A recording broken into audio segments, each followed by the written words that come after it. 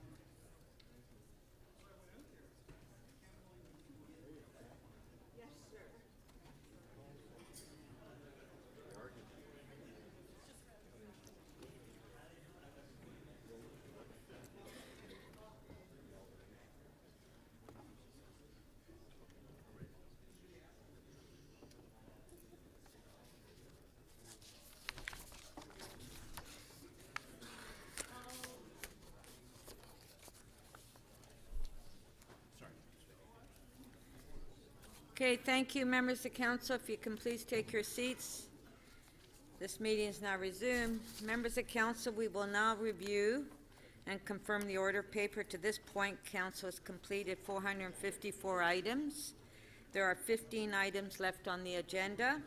Today's meeting must end by 7:30 p.m. under council's policy of ending meetings before sundown on Fridays to permit religious observance.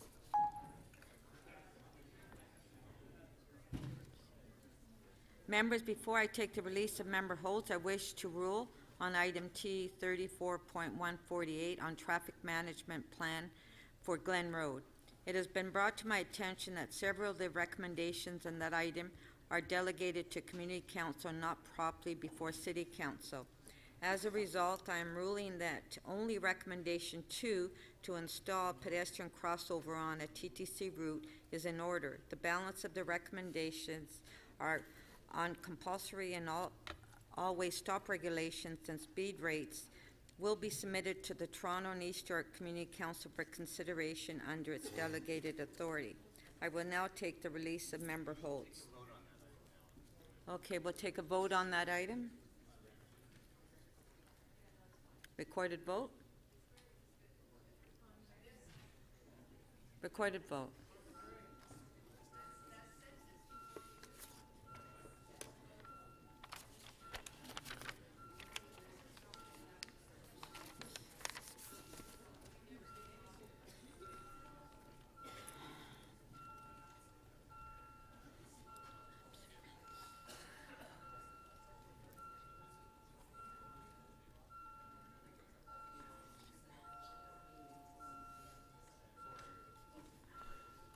Councillor Kelly, when you're seated, please.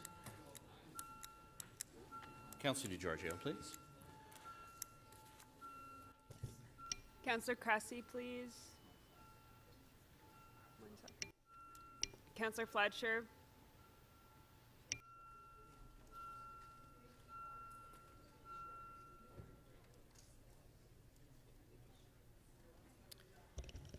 Recommendation 2 is adopted. Unanimously, 35 in favor. Okay. Okay, I would now take the release of member holds.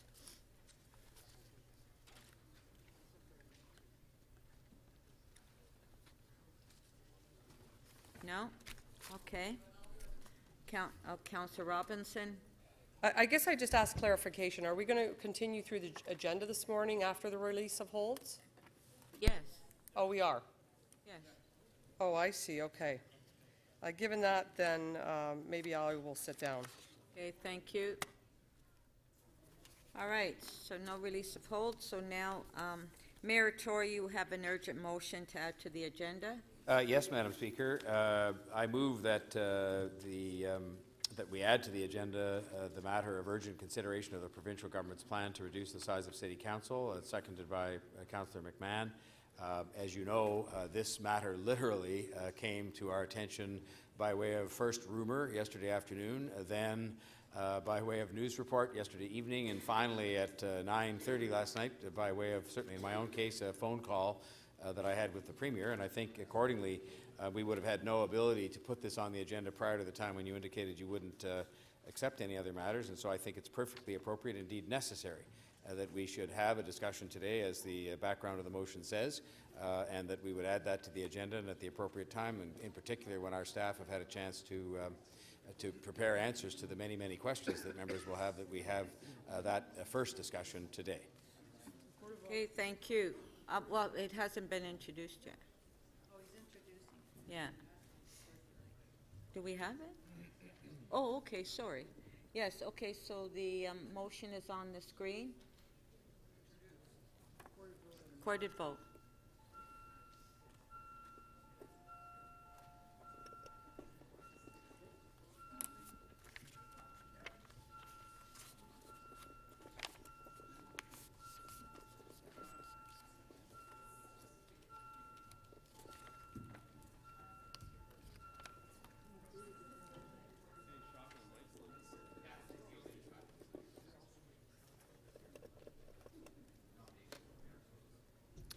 The motion to add to the agenda carries 34 to 1. Nominations for council close in September. The nominations for mayor close today. All those in favor of adopting the order paper? Carried. Okay, our next item. Okay, Councillor Layton, please. Okay. Okay, please, can I have order in the council chambers, please? Councillor Davis, please.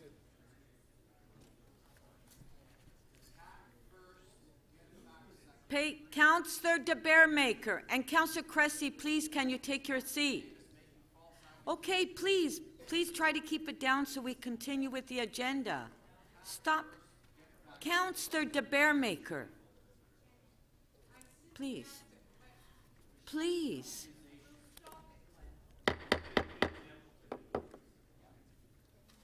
Please, can we please have some order? On page 2, LS 27.2, proposed bylaw to regulate residential construction dust. Councillor Robinson, questions to the staff? Madam Speaker, I don't have any questions, but I would like to speak on the matter just very briefly. Okay, just one sec, I just have to ask. Does anybody have any questions to staff on this item?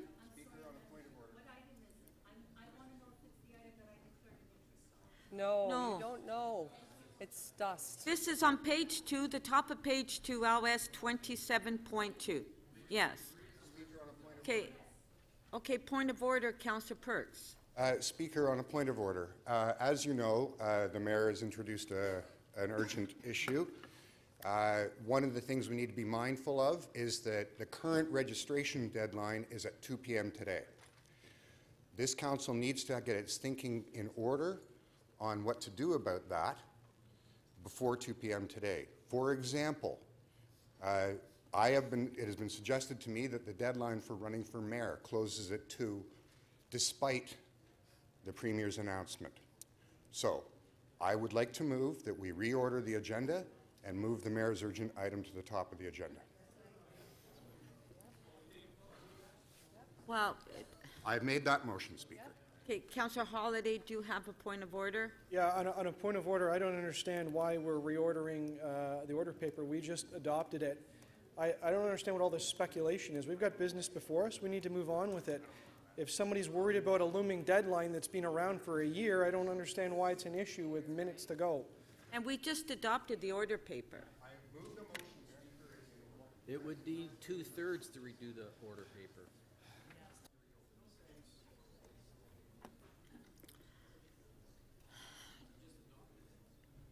Yes, we just adopted the order paper. John?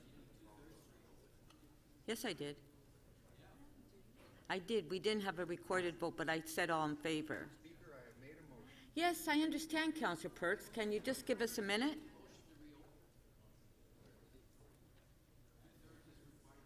Yeah, 2/3 to reopen. No? 2/3 for the order paper. Yes, yes. Okay.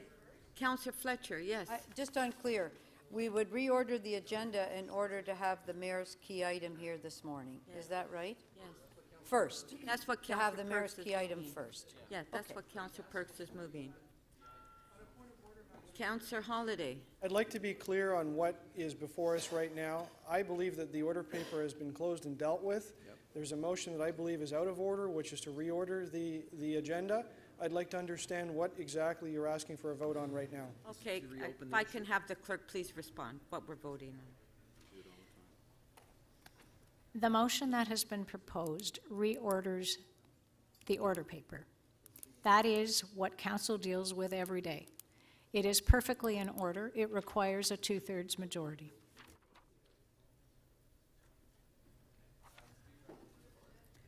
Okay, hold on, Councillor Shiner, point of order. So we are looking to reorder the order paper on a motion from the mayor that we don't have yet to be the first item? It's just being circulated now. That's why I said we don't have it yet. We haven't had a chance to read it. And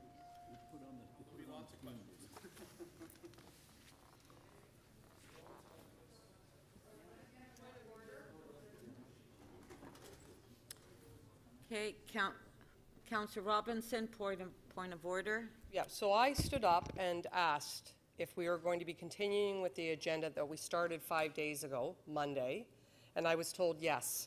Because I have a number of important issues, constituent-based and citywide issues, that we've been working through an agenda, and now it's being proposed to change it. I don't understand. I was told by the chair that we were working through the agenda and finishing our work as a city council.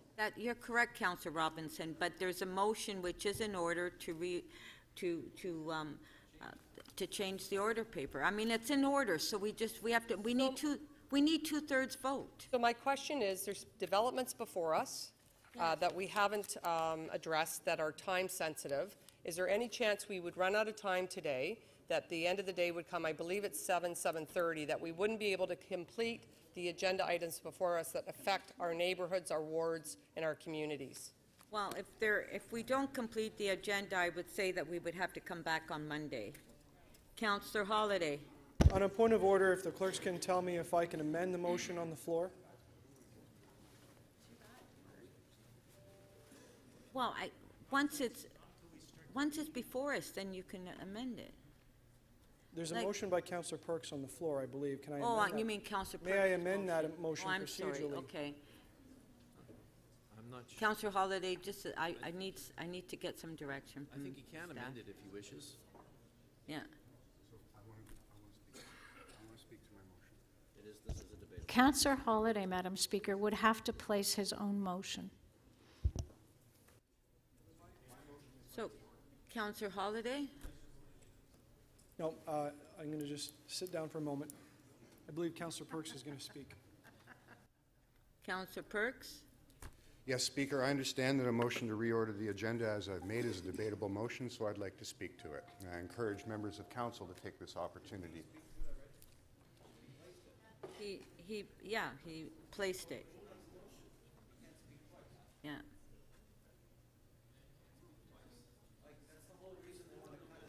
Yeah. Do I have the floor, Speaker, or does No, Councillor Shiner have just it? one sec. I have everybody screaming. Like, okay, so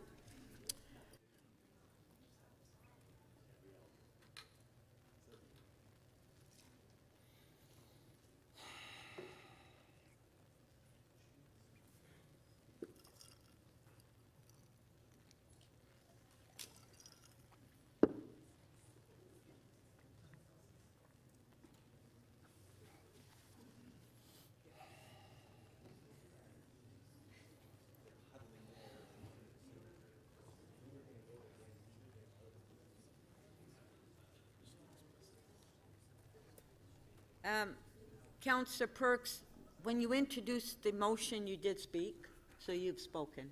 Other members of council may speak. Well, there's names up there, yes.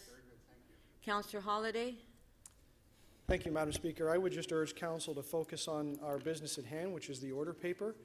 I'm not really sure why there is this mad rush now to try to reorder things, to try to accommodate speculation on legislation that may be forthcoming.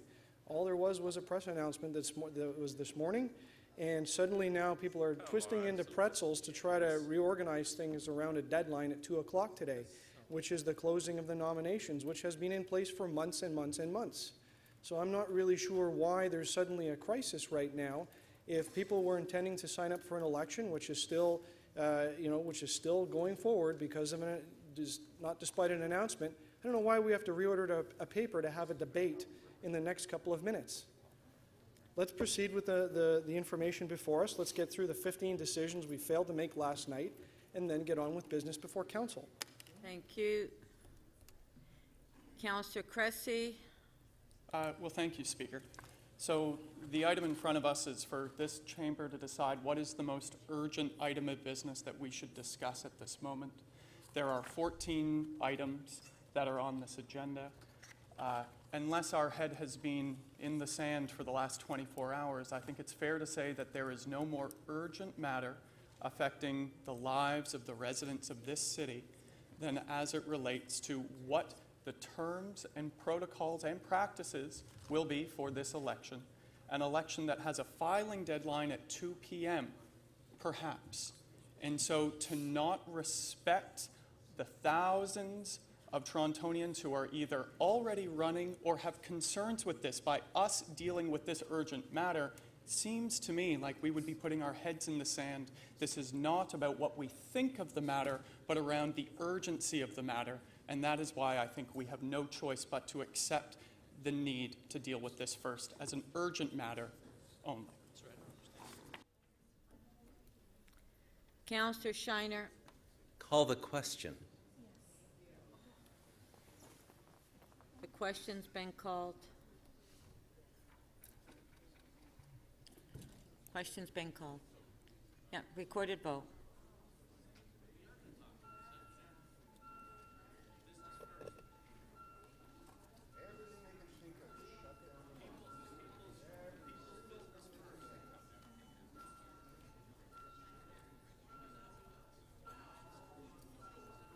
Councillor Kelly, please. Councillor Layton, please.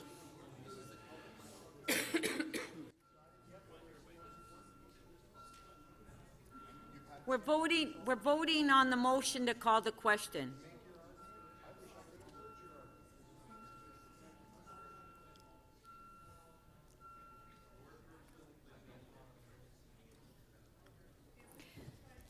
The motion to end debate does not carry. The vote is 22 to 15. The required two-thirds majority has not been achieved. Councillor Davis? Councillor Davis? Vote on what we're going to do. Pardon? Councillor Davis, you're next. Okay. The Premier has just dropped a bombshell on this institution and on our city. There are hundreds of questions that remain unanswered, and I believe that the people of Toronto, as well as those who are hoping to participate in the democratic process, everyone needs an opportunity to hear the answers. So I don't believe that pushing this off to the end of the day or whatever time it will be dealt with is the right way to go. We should be at this immediately. I want to hear what the mayor is proposing. This doesn't tell me much. I want to understand with questions of the clerk. I want to understand what the implications are of the announcement and whether or not an election is even possible on the short timelines that we've heard about. I think it's extremely important to deal with this as our top item. So please, members, you know, the entire community is waiting to see what the mayor intends to do, and I saw an announcement this morning and I have questions of him as well. So let's get on with it and get this issue resolved in whatever way we're going to deal with it.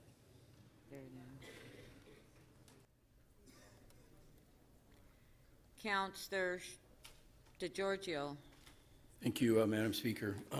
I believe that we should just proceed with the business at hand and yes, discuss the mayor's motion in a due course. The reality is that the deadline for signing up to run is 2 p.m. If there is any legislation coming forward that alters that date, it's outside of our control. There's nothing we can do about it. The legislation will come next week, perhaps, and if it's retroactive and says, you know, by the way, the fact that people signed up by 2 p.m., that's all history. We now have to sign so that people run in different geographic areas. That's fine.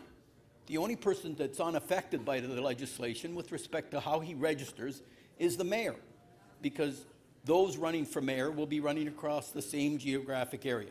So we can talk about later, after we finish our normal business, about how we plan to deal with the item and what options we have.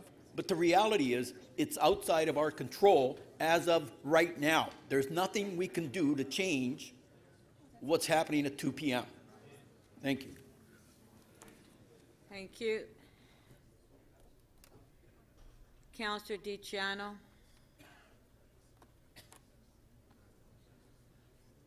Councillor DiCiano?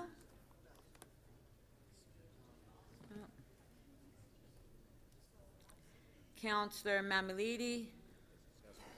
So I'm when I woke up this morning, I was actually very happy to have learned that someone's listening. And for me, the quicker we talk about this, the better. So I would suggest that we talk about this. Why not? I know that my constituents want us to talk about it, and I know my constituents want us to do exactly what the province is suggesting we do. And so I want to remind everybody that we've been here already a week, and it's Friday, and we have to be out of here by 7:30. The agenda's still going. With the proposal that the province is making, I would suggest that everything can be streamlined into 2 days in council, and things can change. And already we're learning that the savings it's $25 million. So I would agree that we have to bring it to the top so that we could talk about things like this and talk about the things that actually are good for this municipality moving forward. Thanks for having me. Thank you. Councillor Wong Tam. Yes, thank you very much, Madam Speaker. I mean, obviously, this is a very important issue. The city is abuzz with the news. We are all responding as quickly as we can. I cannot imagine how we could possibly just go about business as if nothing had happened. This is big, and council needs to lead and show leadership that we're able to have this conversation, and we need to be able to stand up to what's happening at Queen's Park. I think it's also important, Madam Speaker, is that a backgrounder from Queen's Park was just released, and this backgrounder from Queen's Park answered a particular question. Do any of these changes impact the powers of the Mayor of Toronto or the mayoral campaign? The answer to that FAQ was no. The deadline for nomination for mayor would remain July 27, 2018, and the powers of the mayor's office would remain unchanged under the Act. How is it that everything else changes based on the announcement that the Premier just made, but the mayor's powers would remain intact? How is it that everything changes except for the election process for the mayor? I would like to know, Madam Speaker, exactly what transpired when the mayor spoke to the Premier. I think that we have a lot of questions that have to be answered now, given the tan lines that are before us, and we cannot allow the local. No, I'm sorry, I'm speaking. You can. We cannot allow our democratic process to be usurped through background deals and back channeling. This is just undemocratic, and I find it highly offensive that we're finding out all of this through press releases, through press announcements, to press leaks, and we have someone who actually perhaps may have brokered a deal. I'm so upset, Madam Speaker. We need to debate this today, and we need to do it now. Councillor Fletcher. Thank you, Speaker. I'm very much in favor of having this debate now. And I'm a little perplexed by councillors who are thinking that a traffic management plan for Glen Road, that a site plan control application where we're arguing over closing 1 lane of traffic, the approving 311 service times, which was a member motion that a proposed bylaw to regulate residential construction dust are all somehow more important than a fundamental shift in democracy in the City of Toronto. Make no mistake, this is a fundamental shift in democracy in the City of Toronto, where just that overnight, in the middle of the night, we're changing everything at City Hall, we're reducing all the councillors. By the way, we're changing all your wards. By the way, the mayor's date stays the same. It is an attack on democracy. These are Trump tactics. This is a Trump Toronto act, and it should not go undiscussed till after we're finished talking about dust or a site plan or a planning matter that's not at the OMB. So I think we should give our heads a shake, because this is a little bit of a unknown territory. We've had an edict by a premier who, quite frankly, did not campaign on this. We are being signaled out, centered out as the City of Toronto, only our city, and saying it will be more efficient.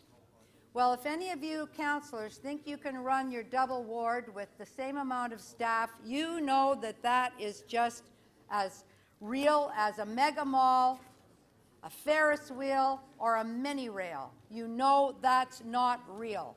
That's a fairy tale.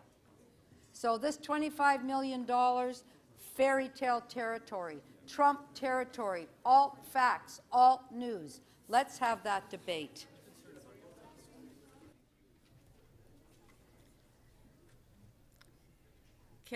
Councillor Mihevik.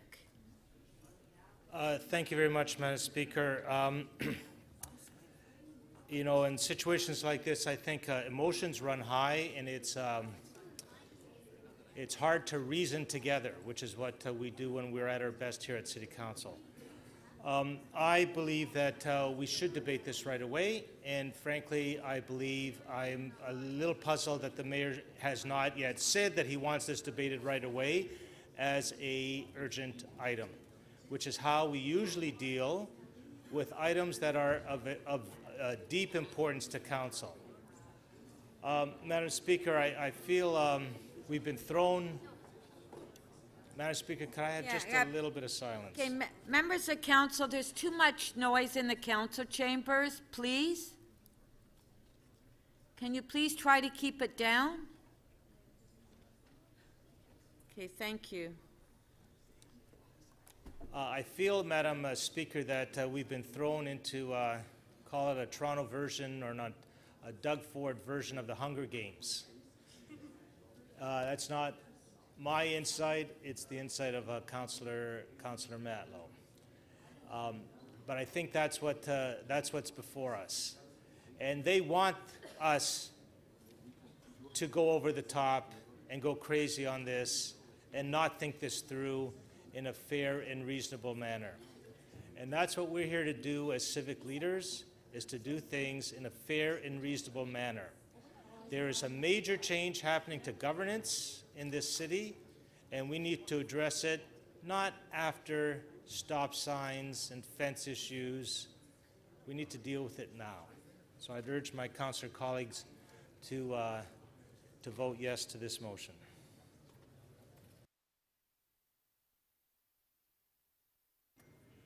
Sir Karygiannis. Councillor? Sorry, Madam Speaker. Madam Speaker, I will put it plainly. It's about time this gets done. It's about time that we align ourselves provincially, municipally, and federally. I represented a federal riding of 110,000 people. And right now, in this scheme of things, Ward 43 will have 69,000 people, when wards downtown will have about 30,000. For example, Ward 20 will have 30,000. This is not representation. This is disrepresentation. This will pit downtown against the suburbs. There's going to be more councillors downtown leading the way that things get done, and the people of Scarborough, the people of North York, and the people of Etobicoke will be treated as second-class citizens. I realize that this might be the very last moment that's been done, but we should have moved along this way a long time ago. I presented a motion, it was voted down. I realize for a lot of my colleagues could be job preservation. Councillor, I just want to remind you, what we're speaking on is if we should deal with this item Madam as the Speaker, first item. I'm getting there. Yes. Therefore, Madam Speaker, I think it's very critical that we send a message to our constituents on which side of the coin we're on. I've made it clear to my constituents I'm supportive of this. So I urge the rest of us that we speak about it and we deal with it immediately. Councillor Shan. Madam Speaker, as we heard since last night, there's been a lot of uneasiness, a lot of frustration, and not just for the people who are here, but for the people who have signed up, hundreds of people who have signed up, actually to take on many of the people here.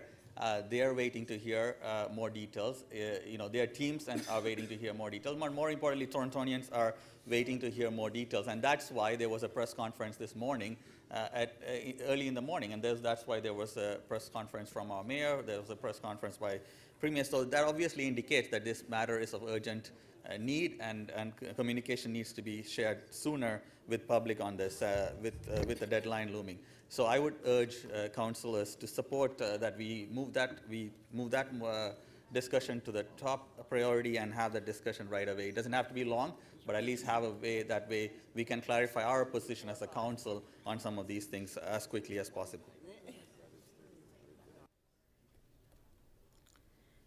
Councillor Matlow. Madam Speaker, I don't understand why this wouldn't just by nature be a top urgent issue for us to discuss today. I'm hearing from several residents, as I'm sure many of you are as well, that they're confused. This was a surprise to most, and I mean, this runs the gamut. It runs. There are candidates out there, for example, who have left jobs, left careers, put their lives on hold to run for office, and they don't know what's happening right now. Residents have donated to their campaigns, and they don't know what happens now. That money has sometimes been spent in some occasions on literature and staff, and so there's a lot of confusion out there. People don't know what's happening. And they want to understand what is the state of their local democracy. They also want to understand what is the City Council going to do about it. What response do we have? There was an announcement the first time I had heard about a possible referendum, but I understand the legislation doesn't allow for that any longer after the March 1st date. People have also asked, is the city going to take legal action?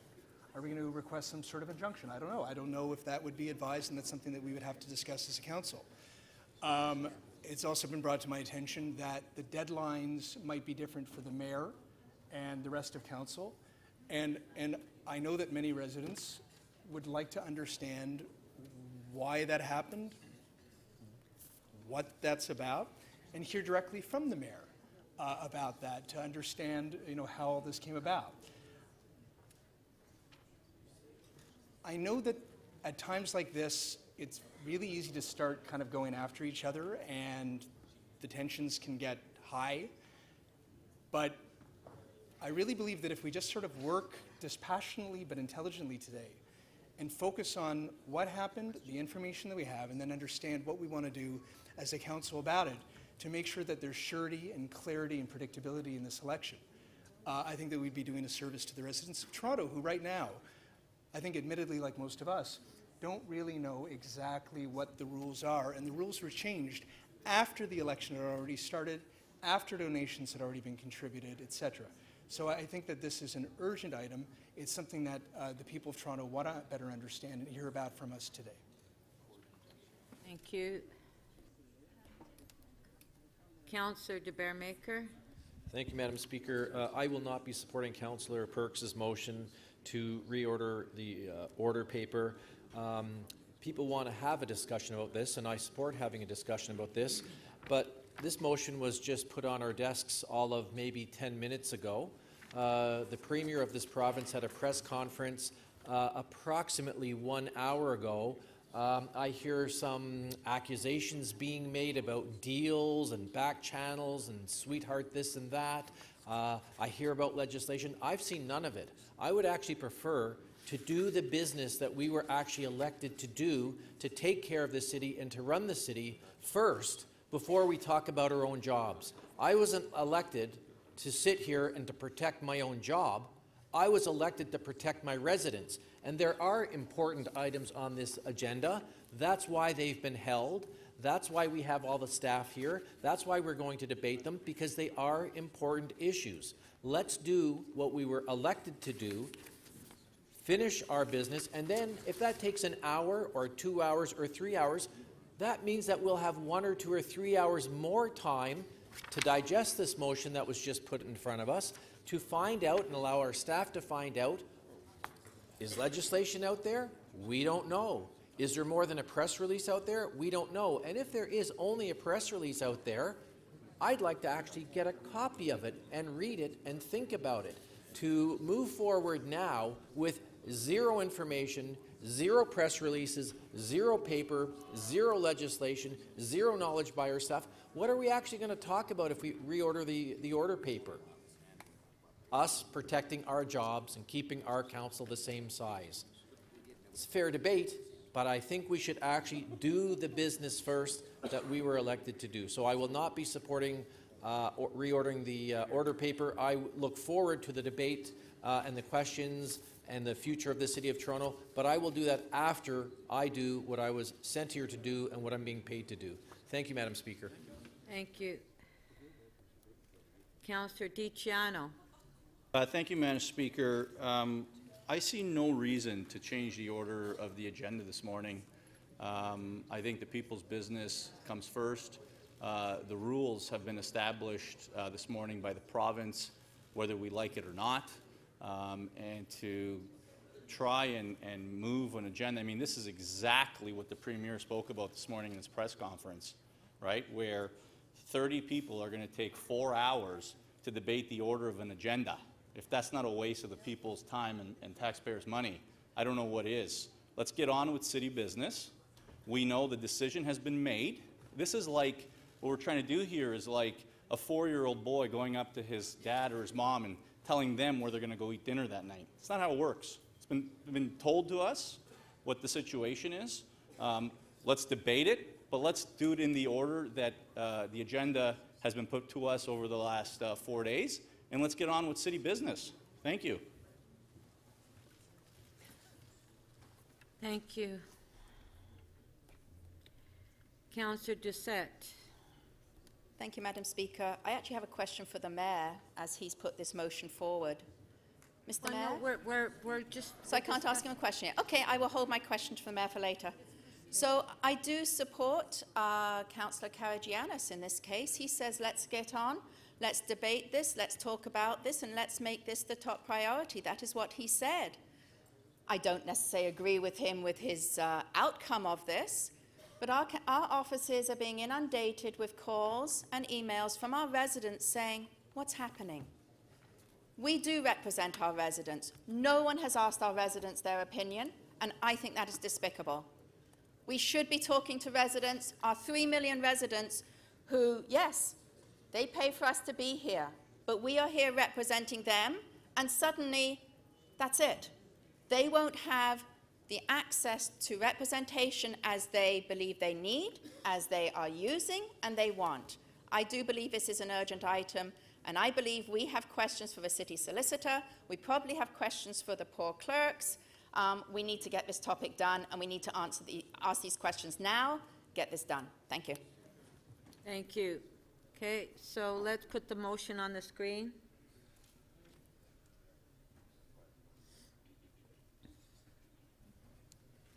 Recorded vote.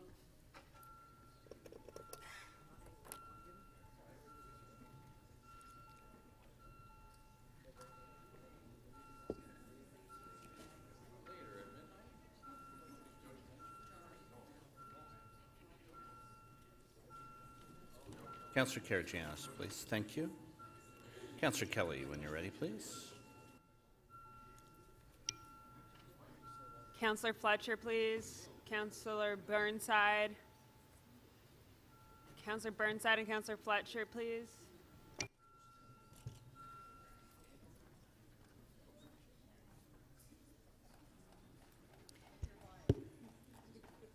The motion does not carry. The vote is 23 to 19. The required majority has not been achieved.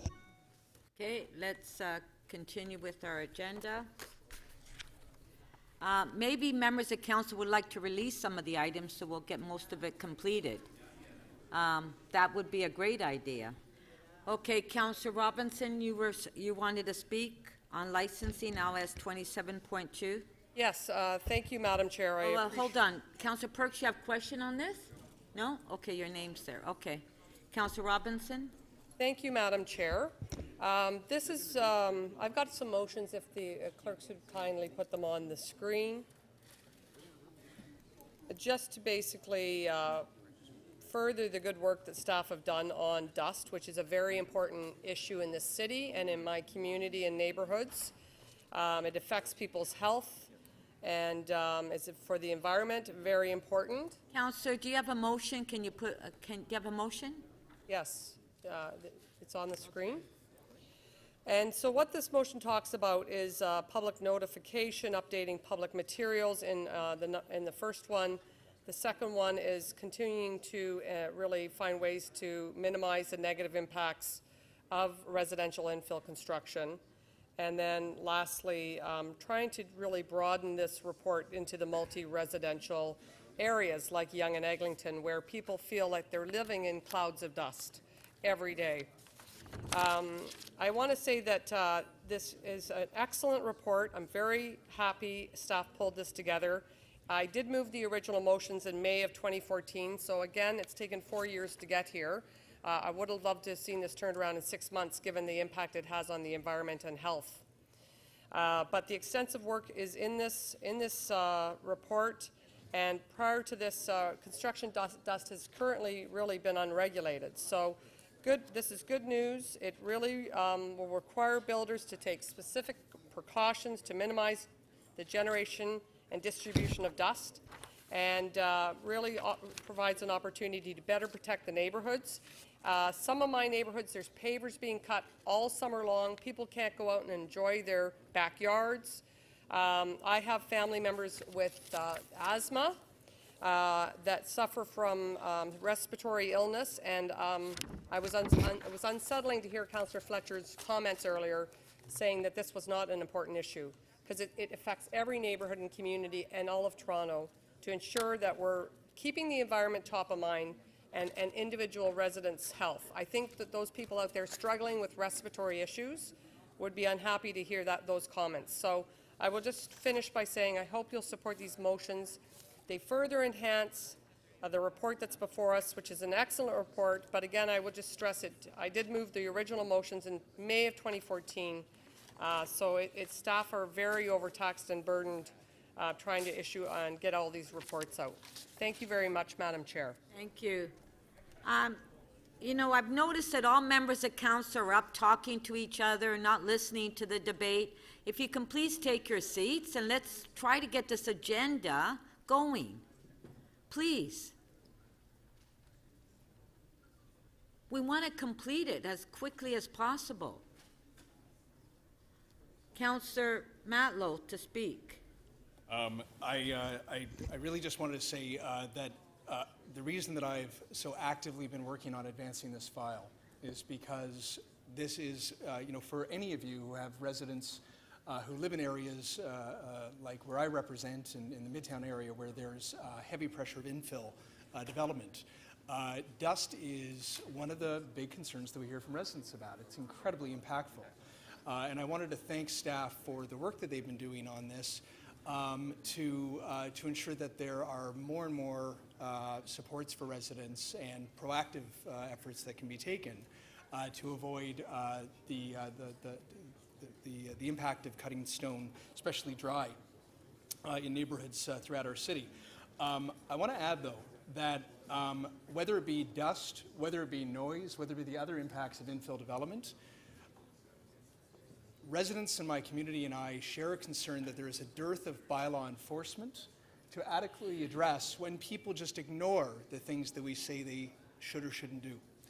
And I do have a concern that without a dearth of enforcement when it comes to the impact of dust and noise and a number of other bylaw infractions that we see all the time, that we're not doing a good enough job to not only say these are our expectations, but then follow through with the expectations that we set. So I hope that in the next budget that we seriously consider better ways to provide bylaw enforcement to protect residents when they're adversely impacted. I'm not saying infill development by nature isn't wrong, but when there's an adverse effect on people's quality of life and health, then we actually need to be able to go and effectively support those residents when it happens.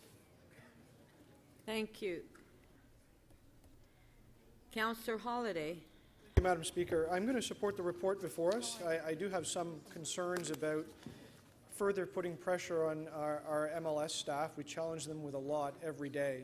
And we know that many of the issues that they deal with are really rooted in conflict between individuals. And that's my fear, is that sometimes what happens in and around construction sites seem to get magnified because there's an underlying conflict. It's not just dust, but it's about the noise, the deliveries, and maybe just some unhappiness with the fact that there is work going on there due to an earlier disagreement. But needless to say, like many other councillors, I do get a lot of calls about dust, and it is a big challenge sometimes because we know that construction dust typically falls into the jurisdiction of the Ministry of Labour, and it's a larger process to get somebody involved to try to determine when there's a problem with dust. But one of the things I wanted to make sure that I pointed out to councillors was something called the Good Neighbour Guide that we approved recently at Council. It's an excellent document, and it helps people understand how to cope with changes related to construction in and around their homes. And those constructors that do the work, one of the things that I've done at Community Council is, although the Good Neighbour Guide is targeted towards small residential infill construction, is I've actually asked the clerk to provide copies to larger developers that are doing bigger jobs, to say, look, we know it's aimed at a smaller neighbor, but the principle in this is the same.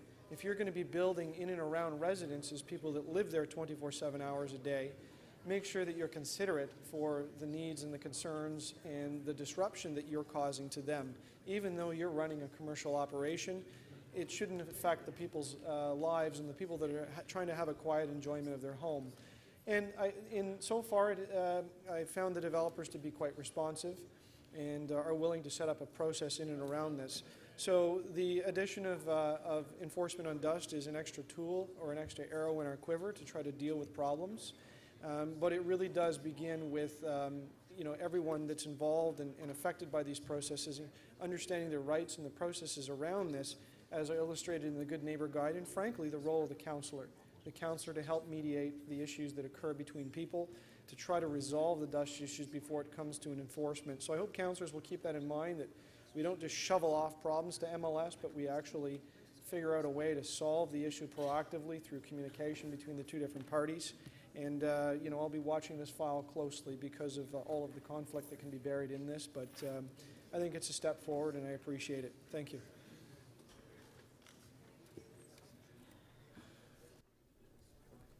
Councillor Thompson. Thank you very much, Speaker. Speaker, I rise to lend my voice and support to this particular issue. In my ward, I would say over the last 6 months, this has been a real issue. We have a lot of construction activities taking place, and oftentimes there's an adverse impact to our residents, which sometimes they themselves try to resolve it with contractors, developers, and the workers who are working on the specific sites. Oftentimes not successfully, and so they seek to intervene or ask for our intervention and so on. We have had some opposition because of the fact that those who are working on the construction sites don't see it as an issue because they're just trying to develop whatever it is that they're developing on the construction site and build whatever they're building. But it does pose a health issue to the overall surrounding neighborhood and our residents. And I think that by not having regulations and so on, it's easy for those who do not wish to be good neighbors and so on, and or those who don't seem to care about the communities and the neighborhoods where they're doing the work. And so I think it's extremely important. And while there is, in the conversation a moment ago, I think Councillor Holliday talked about the intervention and the involvement of councillors, that's extremely important. And you know, MLS, because they're the ones who would be asked to go out and deal with the issue if the councillor's office is not able to deal with it. But we need to ensure that we have the process and procedures in place in order to address this really important issue. It's not, by the way, Madam Speaker, only the dust. There's also what happens with respect to trucks that are leaving construction sites, where the dirt and the debris that actually is caused by the exit and entrance onto site creates a huge problem. I can tell you about a specific experience we had on Lawrence Avenue at Birchmount, where in fact, when you drove in that area, you saw clouds of dirt and dust that you had to drive through. The contractors, the GCs on the site, didn't see this as a problem because it wasn't affecting the site itself, but it was creating an imposition, a negative impact in the community as a whole. In fact, Speaker, I can argue that it was a safety issue. And so I think we need to ensure that we can address these issues through regulations. It's unfortunate that we have to regulate so much, but unfortunately, without the regulations and so on, we don't have as much cooperation. And so this is why this is a good thing. It does create a degree of certainty to the neighborhood and to the residents that something is done, and there is obviously procedures and rules and regulations on our books to be able to deal with. So I think it's a good proposed bylaw for us, and I would urge all of us to support it, Speaker. Thank you. Thank you. Okay, if we can put Councillor Robinson's motion on the screen.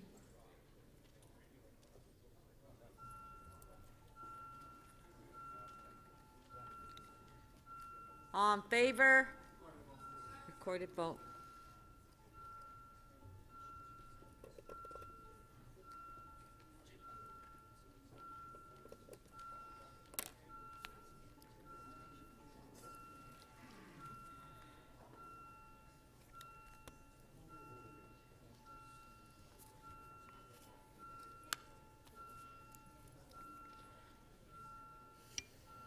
Councillor Koa.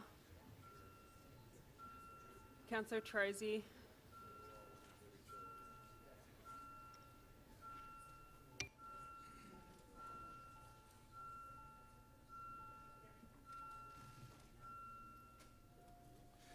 The amendment carries unanimously, 37 in favor. Item is amended. All in favor? Carried. Our next item is on page 2.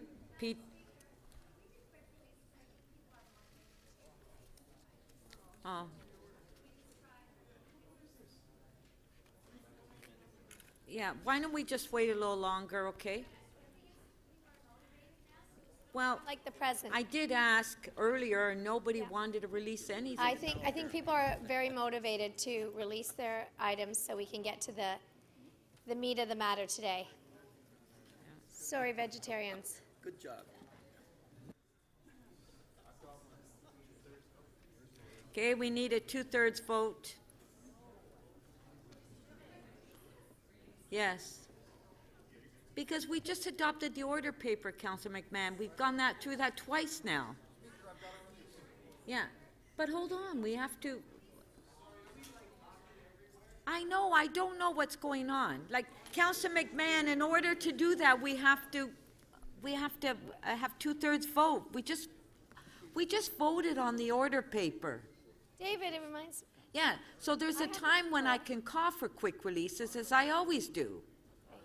Okay.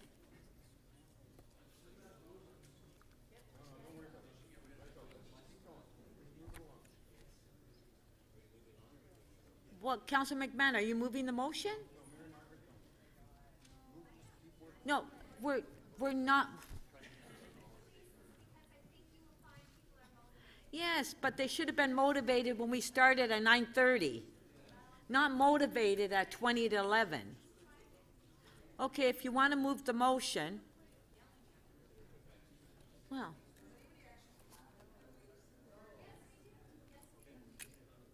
Councillor McMahon, are you moving your motion?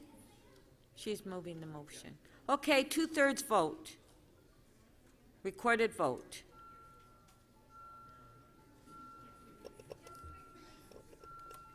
No, we can't go back and forth on the agenda, really? Like,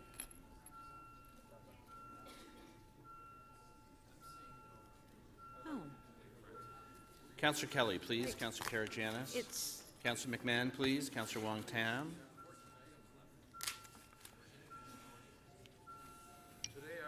Councillor Burnside, please. Councillor Crisanti.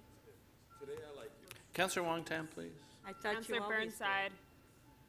Because it's the last time for now.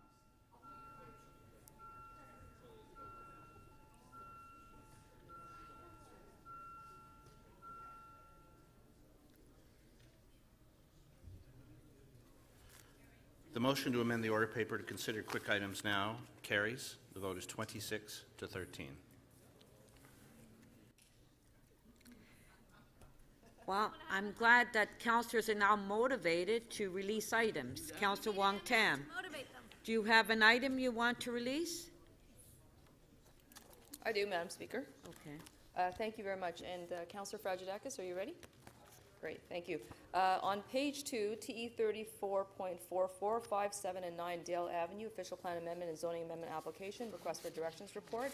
I am going to release that as well as it's on the next page, on page 3, TE 34.45, demolition of 3 heritage properties in the South Rosedale Heritage Conservation District, 5, 7, and 9 Dale Avenue. I will release this to Councillor Fragedakis and just let members of council know that I do support the referral back to staff for further consultation. Thank you.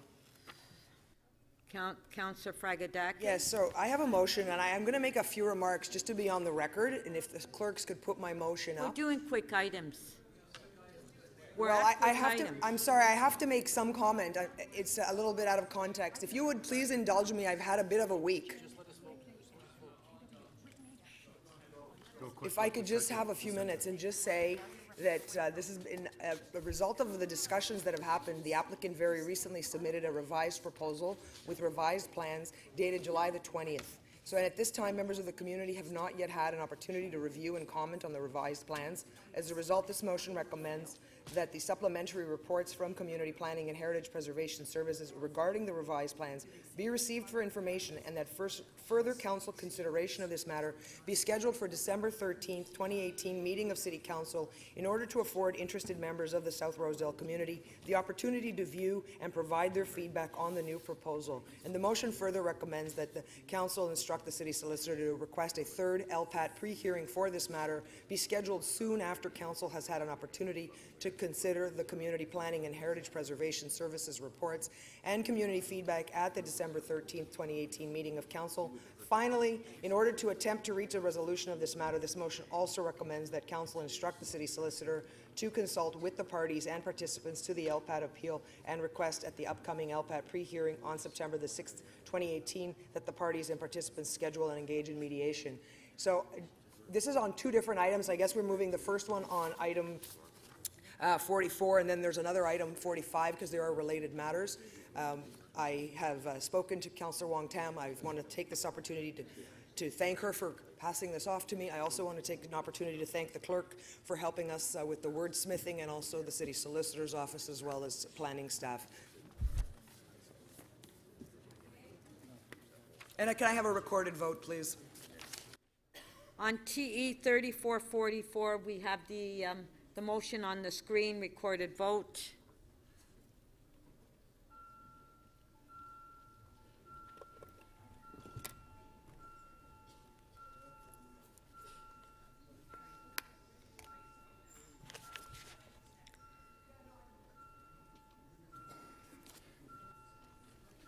Councillor Perruzza, please. Councillor Giorgio. Councillor McMahon. Councillor Ford, please. Councillor Cole, thank you. Councillor Davis. Councillor Crisanti, please. Councillor McMahon, your vote, please. Thank you.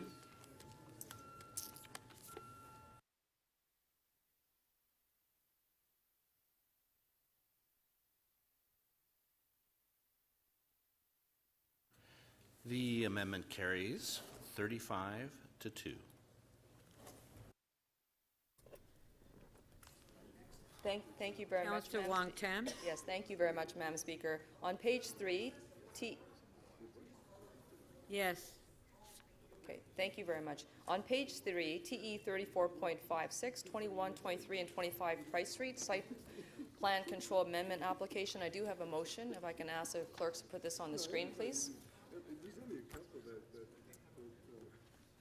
That's on page 3, T 3456. Yes, thank you very much. And thank you to the city staff for their assistance in drafting the motion. Okay, so the amendment's on the screen. All in favor? Carried. Item is amended. All in favor? Carried. Councillor Davis? Well, you're supposed to ask before, Councillor. Oh, all right. A recorded vote on item is amended.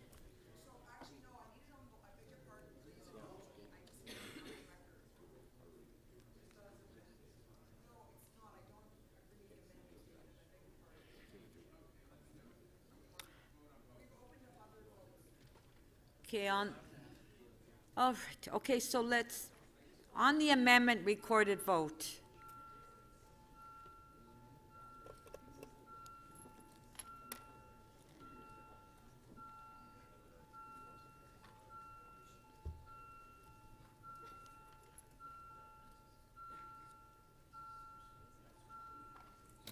Councillor Perruzza, please. Councillor Kelly, Councillor Karygiannis, and Councillor Thompson, please. Councillor Holliday. Councillor Robinson, please. Councillor DeGiorgio.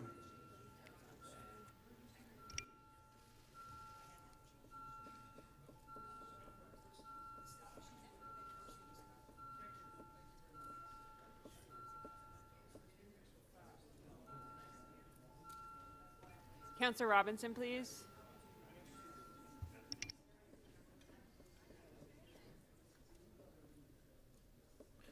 The amendment carries. The vote is 32 to 6. Item as amended. Are you asking for recorded vote, Councillor Fragadakis? Please. Councillor. Okay. Recorded vote.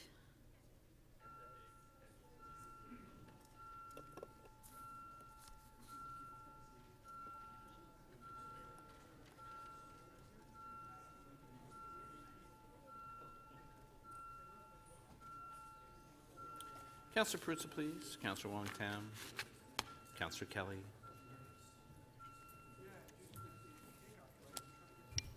Councillor Campbell, when you're seated, please. Thank you. Councillor Kelly, please. Thank you.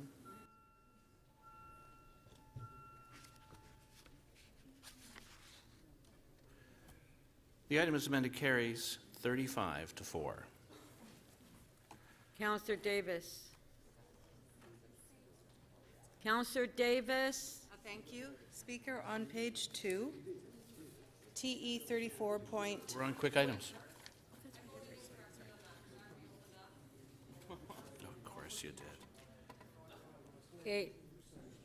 To reopen, on favor, carried. Item is amended on the previous item. Recorded vote. It was Councillor Holliday moved to reopen. He can't.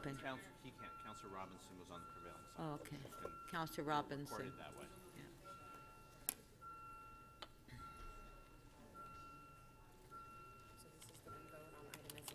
Yeah.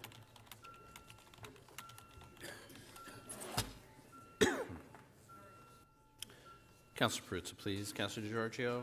Councillor Mcmahon. Councillor Shiner, please. Councillor Perks. Councillor Fletcher, when you're seated, please.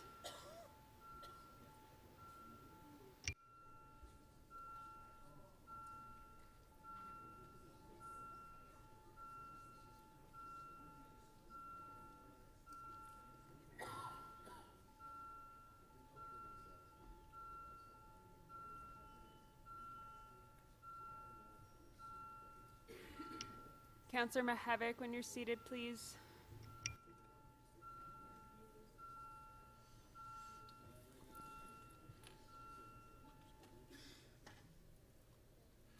The item is amended. Carries. The vote is 32-7. Councillor Davis. On page 2, TE 34.22, Danforth Avenue Planning Study, Coxwell Avenue to Victoria Park Avenue, City-initiated official plan amendment, final report. And I believe that... Hold, okay, thank you. Councillor Holliday would like to continue holding it. Councillor Perks. Thank you, Speaker. I have two. Excuse me. On page 2, PW 31.7, Minding the Gap, request for authority to receive federal funding for an automated shuttle pilot project. Can release that? You'll release that. Page 2, PW 31.7. Councillor Perks is releasing. On favor? Carried. And now going to the end of the order paper, on page 4, MM 4496, Boundaries of the Golden Mile Secondary Plan Study. I can release that as well. Page 4, MM 96. Yes, that's correct, Speaker. Councillor Perks is releasing. On favor? Carried. Councillor Holland. Thank you, Madam Speaker. I'm just quickly releasing SC 32.14 with an amendment, if the clerks could put it up on the screen. I've spoken with most councillors in the chamber about this motion on an item in my ward regarding stacked townhouses, which is the preference of the applicants and the residents in my ward. And so I'm moving the motion, and hopefully, I hope everybody will support it. We've had many public meetings on this, and the residents are extremely supportive, and so is the applicant. I appreciate your support. Thank you. Okay. Then I'll hold.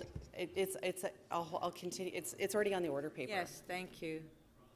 Councillor Robinson. Thank you, Madam Speaker. CC 44.37. I've got a motion the clerks have to refer this. I've had conversations with planning staff, and there's lots of time on this one, so there's no rush because the hearing's not scheduled to the new year. And so we want, and there will be, I understand, a council meeting in December. So I've legal staff helped me draft this motion. Okay. So this is on page 3, CC 4437. Councillor Ajamari, I think this is the one you had an interest in, CC 4430. Oh, you're going to hold it? I know that Councillor Ajamari and the mayor had an interest on this one. Okay, so it's going to continue holding. All right, let's continue.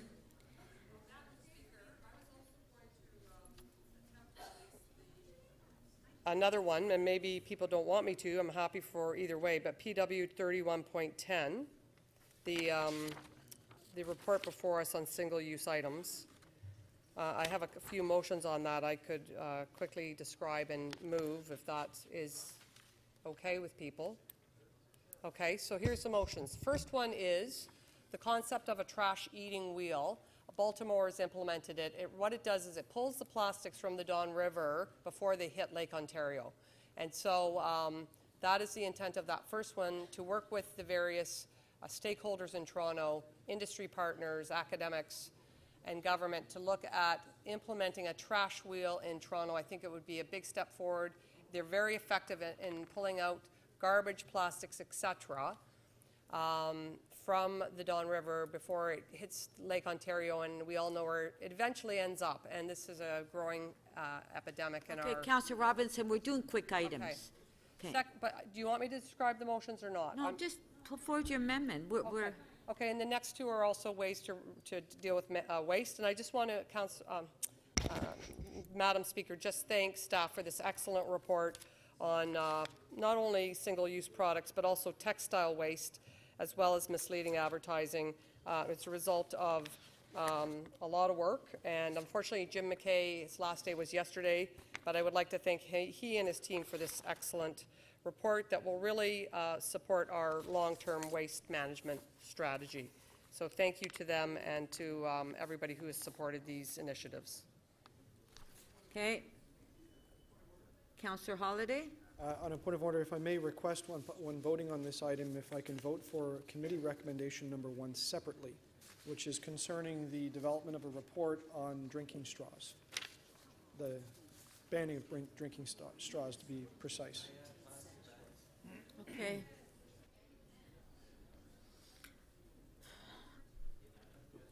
Okay, the amendment goes first. Recorded vote.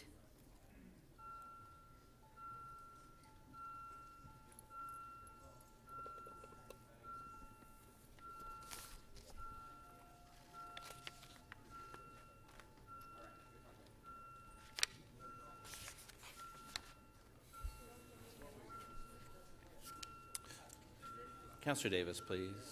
Councillor Layton, when you're ready. Councillor Perks, please. Councillor Cole, please.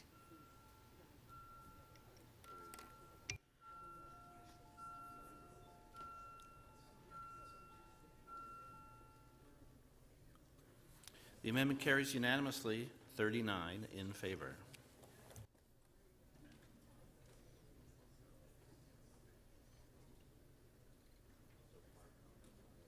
Okay, so part 1, voted on separately, recorded vote.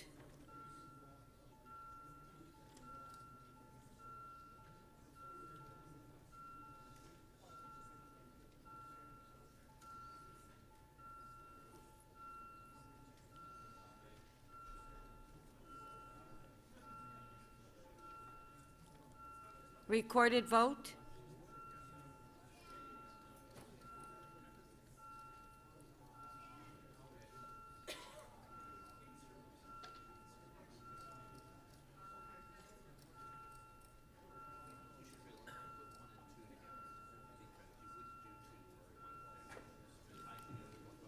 Okay, so let's put 1 and 2 together. Recorded vote.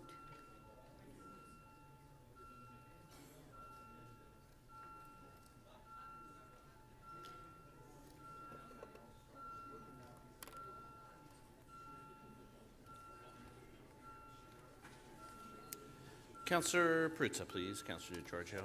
Councillor Wong-Tam, please. Councillor Pasternak. Councillor Karygiannis, please.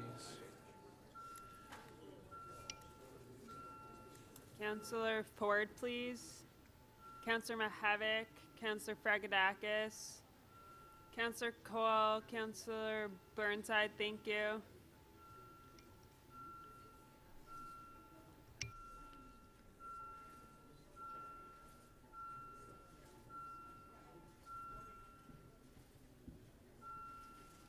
Councillor Mahavik, please. Councillor Kelly, please. And Councillor Cressy, when you're seated, please.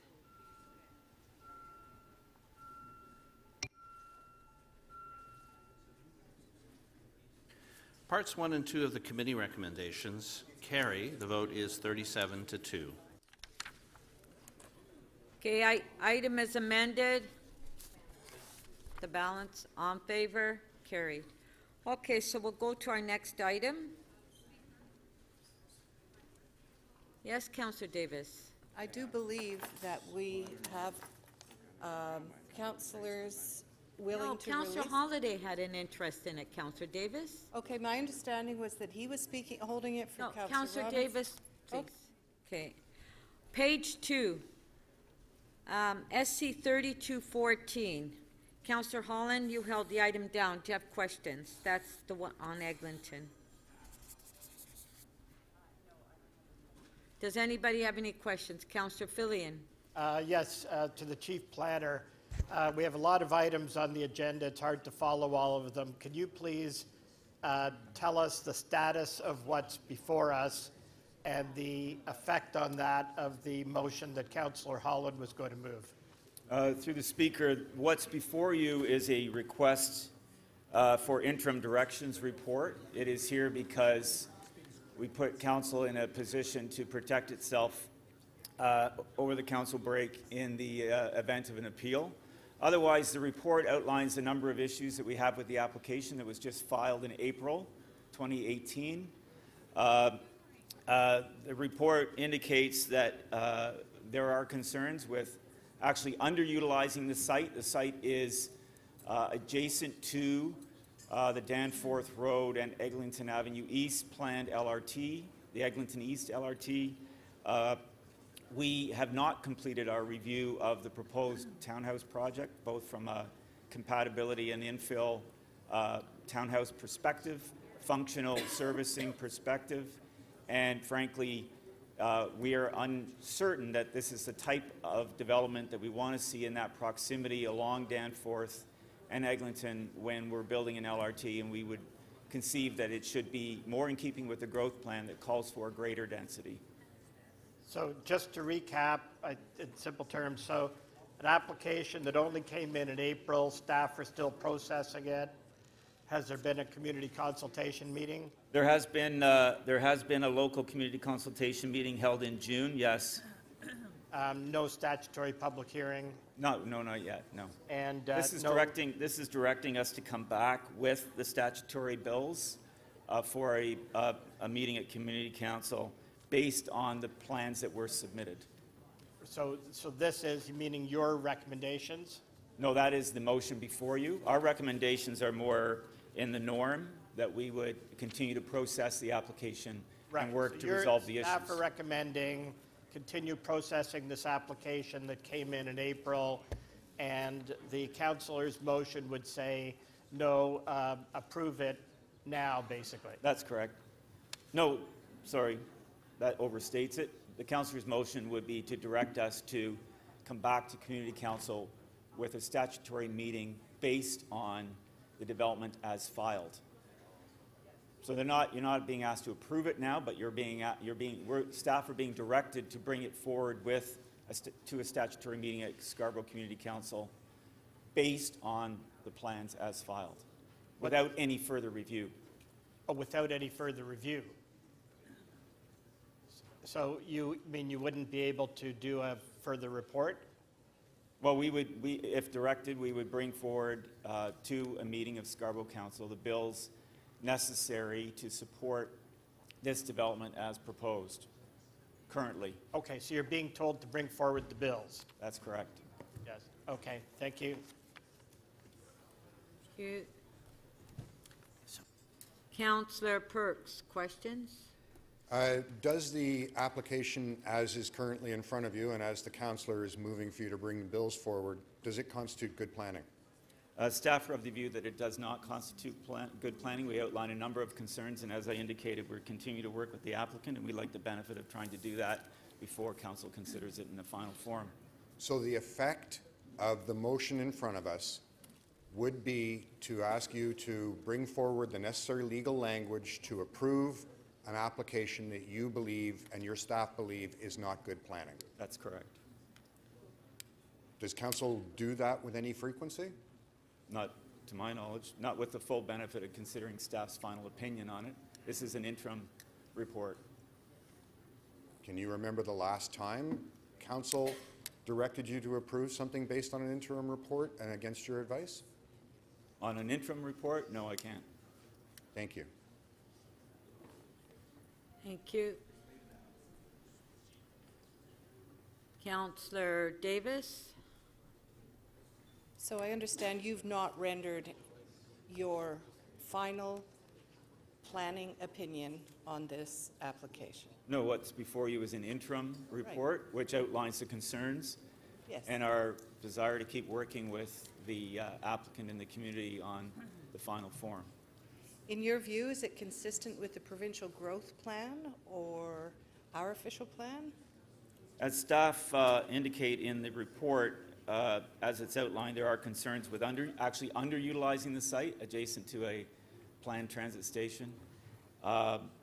The precedent that would set for the kind of development along Eglinton, in that sense, staff feel that is not consistent with the growth plan. It's underutilizing the opportunity. The growth plan does call for minimum densities. That evaluation to date, anyway, hasn't demonstrated that this sets the right precedent to achieve those kinds of densities. And so your view is that you would like to finish your review and to bring forward staff recommendations. At a minimum, I think council would benefit from our final advice on the matter. It's certainly in council's prerogative to take whatever direction council wants to take. But my advice would be, please allow us to complete the review so that you have the benefit of our final advice.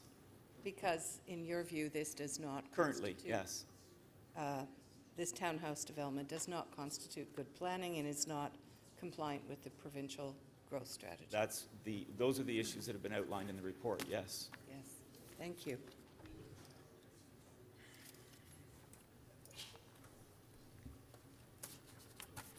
Councillor de Bearmaker. Thank you. Through you, Madam Speaker, to our senior planner. If you're of the opinion that these townhouses at this location are not good planning, why did your department approve so much bad planning on the north side across the street from this application? Your staff have consistently said townhouses along Eglinton against my wishes for higher density urban form. So am I correct in saying that your planning department now has approved 3 townhouse applications across the street from this one? Well, through the Speaker, I'm reflecting the issues that have been outlined in the report. Yes. Certainly, as I indicated, it's council's prerogative.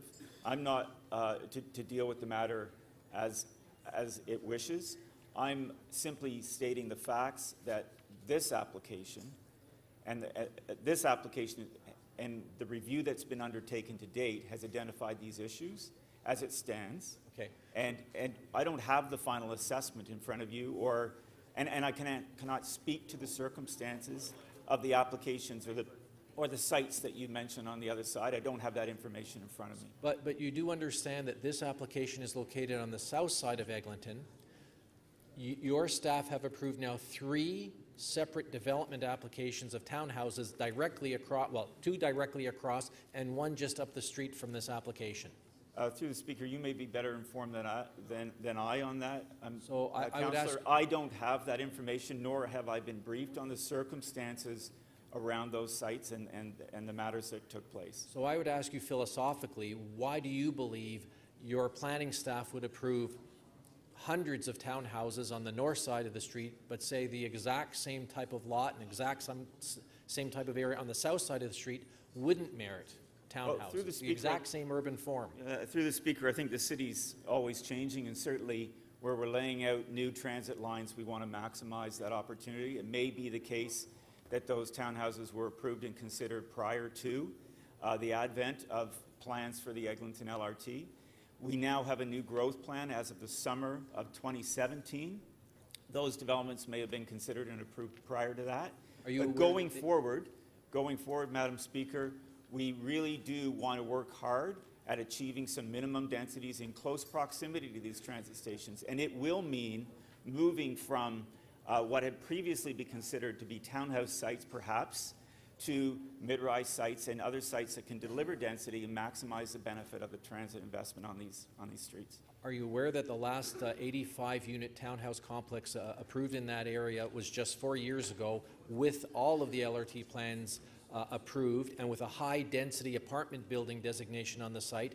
And the planning department, the developer came in, Monarch Construction back then, at the original application, because they changed, but when the applicant came in, all of the same status quo that we have today was there. It was a high-rise designation for apartment buildings. The developer asked for townhouses, and your staff came out with a positive staff recommendation. 4 years ago, we didn't have the growth plan that we have now and the minimum densities that are being sought in close proximity to transit stations. And as I indicated, the city's changing and evolving, and it may be that the city and staff have considered townhouse development to be an intensification along main streets. We want to work toward greater intensification and utilization of these kinds of sites. We were just here the other day where I wanted greater intensification, and your staff said, no, we don't want greater intensification.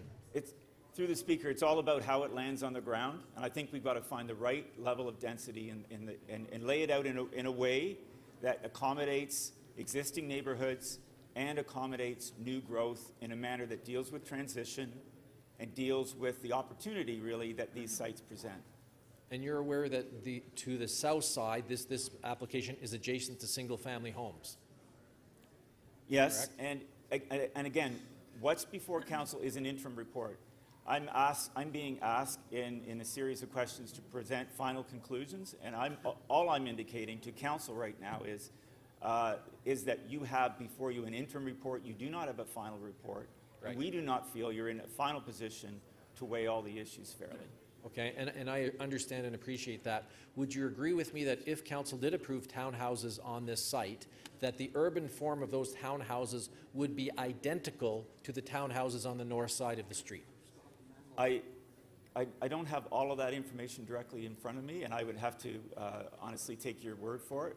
I can't answer conclusively. I don't doubt that you're conveying the character of the area. I have no reason to disbelieve you. Thank you.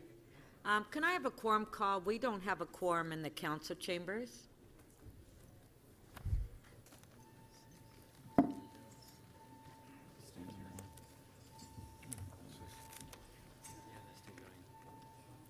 Members, the voting panel is open. Would you please And press if I one of can the ask buttons? members of council to please remain in their seats so we don't lose quorum.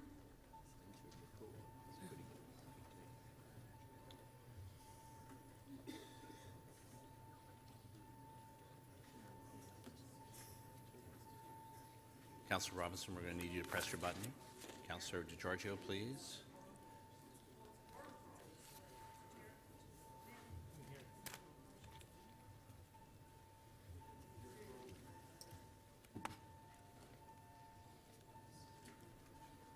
Councillor Shiner, please. Councillor Davis, Councillor Matlow.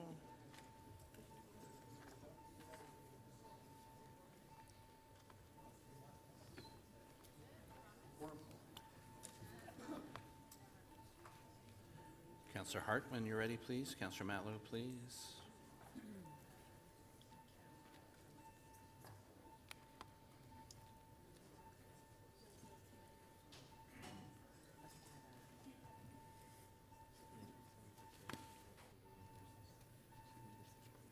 Councillor Bailao, please.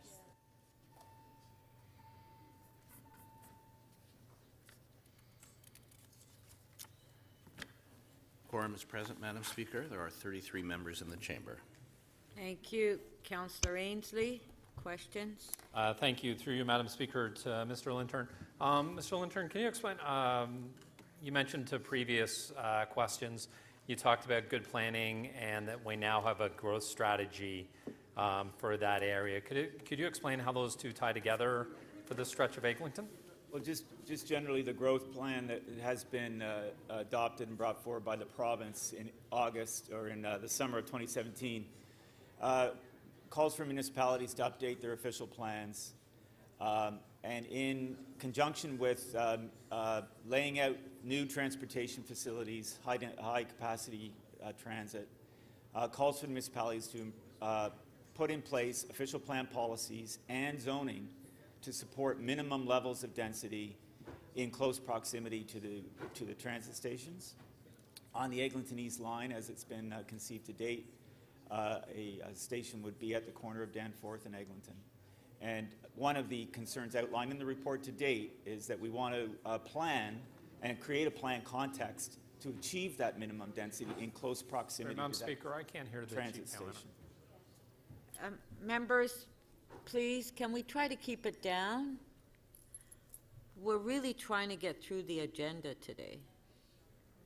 Okay. Sorry, there's at Danforth and Eglinton. Sorry, so through the Eglinton East LRT planning work that's been done to date and what's been brought forward to this council as we advance through the planning process for the line, a station is conceived at the corner and we are trying to plan in a way and create a plan context in a way that creates density in close proximity, walking distance to that transit station to take advantage of that investment.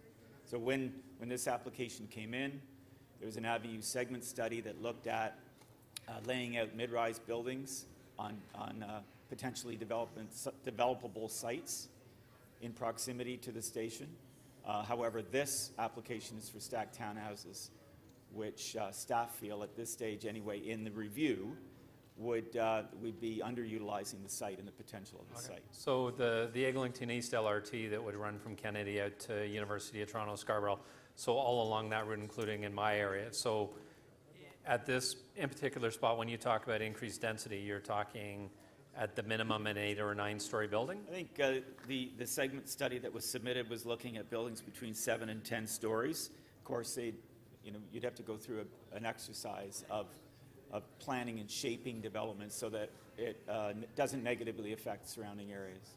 And that's a process that, absent of what the motion is before us today, if we didn't have that motion here before us today, that is a process that you would go through on this piece of property? Certainly want to continue to discuss with the applicant the opportunity to better utilize the site with a different built form and a different approach to set the right kind of precedent for the type of density that we want to achieve. Okay. And the last few days where we've talked about arterial roads and development and that, I've heard you say a number of times, and maybe this ties in to the comments that previous questioners have made about townhouses already there, is that you've talked about spreading out density? So I acknowledge to Councillor Beremaker's questions and answers that the city's changing and the arterials in the suburbs are changing. And certainly there were times when townhouses represented intensification. But as we move forward, especially when we lay down these transit lines, we've got to work harder at delivering density in close proximity to these transit lines. And that's a way to do it, is through mid-rise development in association with these transit stations. Okay, and then the comments about single-family residential. I can think of numerous areas along Eglinton and Kingston Road. We just passed a building in Ward 44 that was beside single-family residential, where there's an angular plane that accommodates that single-family residential. 45-degree angular plane, I believe. So typically, in an area where we're introducing a new built form, we would go through a local planning study, and we would develop height and density built form guidelines that bring that density in the area and shape the built form in a way that mitigates the impact on adjoining areas. And one of those devices is an angular plane, step backs from the front to create the right sidewalk width, and other measures so that you can introduce that density in a way that works with the local characteristics of that community. Okay, thank you. Thank you, Madam Speaker. Thank you. Now, members of council, I did a quorum call twice. Members of council are coming down, pushing their button, and then they're leaving. We do not have quorum in the council chambers, so please, can you please remain in your seats? Quorum call. You can't just push your button and leave. You need to sit in your seats. Yes, this is the third time for quorum call. Members, the voting panel is open. Please press one of the buttons to indicate your presence in the chamber.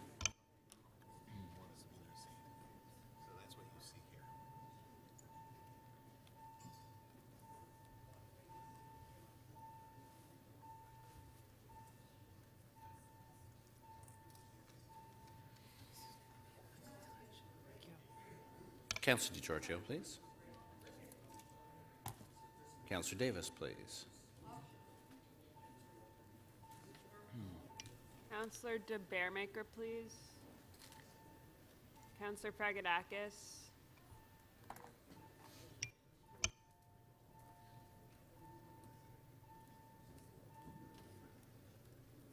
Quorum is present, Madam Speaker. There are 29 members in the chamber. Okay, and if I can please ask members to remain in their seats, because every time we do a quorum call, we're delaying the proceedings of council.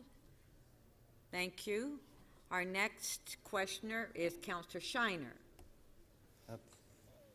Mr. Lintern, can you help me with this? And I know, and I've heard you say you don't know it in depth because the district manager was here a number of times and isn't here today. Do you know the density for the townhouse proposal? Through the Speaker, the density that's been proposed is just below 2, 1.85 in a floor space index. It's 198 units. So 1.85 times coverage. Yes. And if you were looking for a low-rise condominium, what would the density be? Do you have any idea what they were looking for? Typical mid-rise densities sites, maybe 3, 4, 5 times coverage, depending on the size of the site, the characteristics. They vary. Provincial growth plan talks about population per hectare. Do you know what this application is? This application per hectare? Well, yeah, that's the number we used in Midtown, wasn't it? We were saying. Yeah, I mean, in a more of a global basis. Do you know what this one is? Offhand, no, I don't. Fair enough. Townhouse guidelines, I was looking at it, and most of them do come out to the main street. Are there serious concerns about the townhouse guidelines in this, or minor concerns that could be dealt with? Well, I think that's if it was one. a townhouse development. Yeah. My understanding of the way that the development's been arrayed is that the ends of the townhouse blocks front onto the main streets and create a system of internal mews. The assessment is interim, and I don't have a full assessment to tell you how conclusive, how well this is performing against the townhouse guidelines. I appreciate that. I saw part of that, but I understand what it is. Have there been any applications, to your knowledge, for mid-rise development in this area? Offhand, I can't answer that question conclusively. And then, one of the things we try and achieve is grade-related housing, and we try and achieve larger units. So, I noticed on this that 24% of the units are one bedroom, but 76% are 2s, 3s, and 3+. And in fact, 60% are 3+ bedrooms. Have we been able to achieve that in a mid-rise building where you have 76% of the units 2+ and 60% 3+ bedrooms? Through the speaker. And I sorry, I don't mean, I'm not trying to give you a trick. I'm actually trying to understand this. No, fair enough. Through the speaker, typically a mid-rise would depending on where it is and what they paid for the land, et cetera, and all the economics of that development, would typically be providing fewer larger units than a townhouse development. It's just a different animal completely. This is clearly giving you more 2 and 3 bedrooms, but it's not to say that a mid-rise development could not be brought forward that didn't have a robust number of 2 and 3 bedroom units. So if I here wish to support townhouses on the site as a form of development, being grade-related, etc., and you haven't totally commented on all the impacts of it, are there recommendations that you could give to me as a way to review this development and make sure it's a good quality townhouse development, but still support what I believe the local councillor wants and the neighbors want, which is a low-rise, 4-story townhouse style of development? Through the speaker, my submission would be to take our advice that we put in our staff report, which... let me add to that, though. If council at this point wants us to put a particular view on townhouses, those recommendations could be supplemented by a direction to consider townhouses. The issue is, standing here, I don't have a full assessment.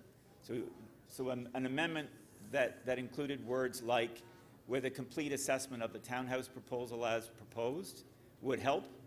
But my main point is that you don't have our final advice. That's my main point in making a decision to direct us to consider bills prior to having our final advice is what is the issue that I have with this. I appreciate that. Thank you.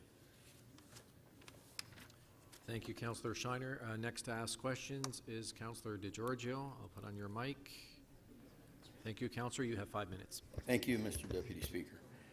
So, Mr. Linton, just picking up on the previous question, you would like the opportunity to provide final advice, and I appreciate that, in the form of a final report. But do I understand correctly that in this report, you would be recommending, in essence, more density than what is being proposed by the councillor in their motion? Is that correct? I think the report, through the speaker, the report outlines concerns that we have, and certainly giving us the opportunity to continue to press the case for more density. I don't know, I can't predict if we'll succeed in that. Okay, but you or not, and then ultimately it's up to council to decide what happens. Understood. But it's the truncation of that process. But and I appreciate that, the truncation of the process, I understand that. But I also want to drive at, the reality is that the applicant may have an expectation that if in fact he were to follow the process in accordance with your recommendations, he would end up with more density. Is that correct? It's possible if they change the form, they may get more density out of a mid-rise development. Okay, and so my question then becomes, the process does permit an applicant who has an expectation of more density, and council approves this particular motion. What's to prevent the applicant from appealing the decision of council on the basis that they probably have a very strong likelihood of getting more density by going to the board, simply because, if my impression is correct, they would have the support of planning staff at the board. Not council support, because council is going to be supporting the local councillor. But our professional planning staff, if I understand correctly, would have a position different from the council decision. Is that correct? I think you're laying out, through the Speaker, a speculative number of scenarios that I frankly have trouble commenting on. Okay, but the process does permit those kinds of problems to emerge. I think it's common in a planning process for all kinds of things to happen, yes. Okay, thank you. Thank you, Councillor DiGiorgio. I see no one else to ask questions of staff. I think, Councillor Holland, you held the item. You're up to speak. You have 5 minutes. You know what, sorry, Councillor Holland, I will even turn on your time once I find your name. There you go. Thank you. Great. Thank you, Mr. Speaker. And thanks so much. Thanks for planning, for their feedback as well. So this is an item that I've been working on very closely with my residents and with the applicant. So I know Councillor DiGiorgio was asking questions, but the applicant actually wants stacked townhouses.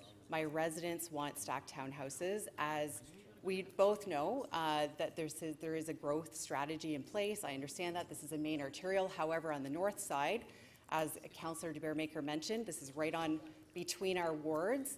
There are many townhomes. There are many applications. They're actually currently even under construction. So there's nothing different here than what planning has approved in just the last few years, and what is currently right on Eglinton Avenue. So I'm going to take you back actually to another area in my ward, which is Corvette and Kennedy. If you know that, probably most of you don't, because you've never been in my ward 35, but it's right across from Pine Hills Cemetery. This was an area that had townhouses right beside it. There was an old derelict plaza, and planning had recommended a 10-story building instead of townhouses, which is what the applicant wanted. I actually went on the side of planning, and guess what exists today? Nothing. Do you know why? Because there is no economics there. And guess where it is? 3 blocks from the new LRT that's going to come into Kennedy Station. Again, 3 blocks from Kennedy Station. And guess what? It's still a derelict, old, rundown plaza that remains 5 years later, because people don't understand the urban built form in Scarborough, in Ward 35. I'm sorry, it's not the downtown. But right now, we don't have the economic growth. I barely have planning applications in Ward 35, and when I do, I'd like to see them pass. And I'm sorry what planning thinks there should be an LRT on Eglinton Avenue coming way across, not just stopping at Eglinton, but going out to this development. Yeah, when's that going to happen? 30 years in the future when we're going to have flying cars? No, it's never going to happen. There may be a proposal, Mr. Lintern, but it's never going to happen. Have you seen transit move in the city? I haven't. So let's get on with it. I hope you can propose and please support what I'm proposing on the site, which is 4 stories. It is stacked townhouses, and guess what? People live in 3-4 bedroom units in Ward 35. I'm sorry, they're still not living in condo buildings like they are downtown in 1- and 2-bedroom units. A condo building of 12 stories is not going to fly ever economics on this site. And guess what's on the site? A Caddy's strip joint. okay? Caddy strip joint. Maybe many of you have gone. I have never been. I do know the owner, and he sold it. But hello, there is a Rumors bar, a Caddy strip joint, and a bowling alley, which will remain derelict if this isn't passed today. That's right, if this isn't passed today. So I really hope that you'll support it so that we can get forward with moving with planning and with some actual development in Ward 35, and I can get some Section 37 money for once in Ward 35. Thank you. Thank you, Councillor Holland. Councillor Fillion. Yes, I'd like a quorum in the room before I speak, because people run back in and push buttons. Well, I've said that 3 times, so let's have another quorum call. And I did ask members of council to please stay in your seats.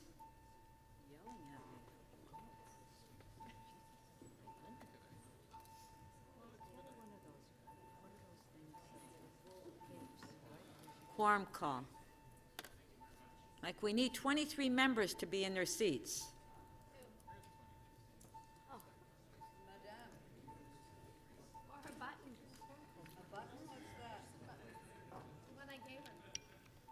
Councillor Cressy, Councillor Mahavik, Councillor Pillion,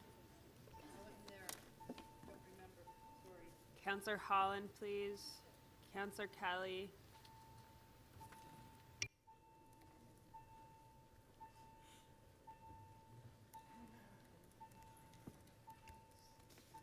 Councillor Davis, please. What's this? Just a quorum call, because I was speaking to an empty room. Councillor Shiner, please.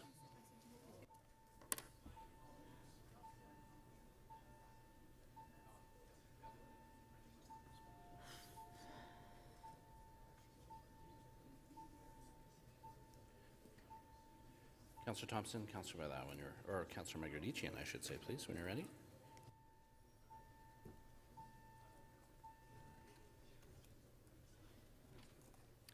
Madam Speaker, there are 36 members in the chamber. Quorum is present. Thank you. Councillor Fillion.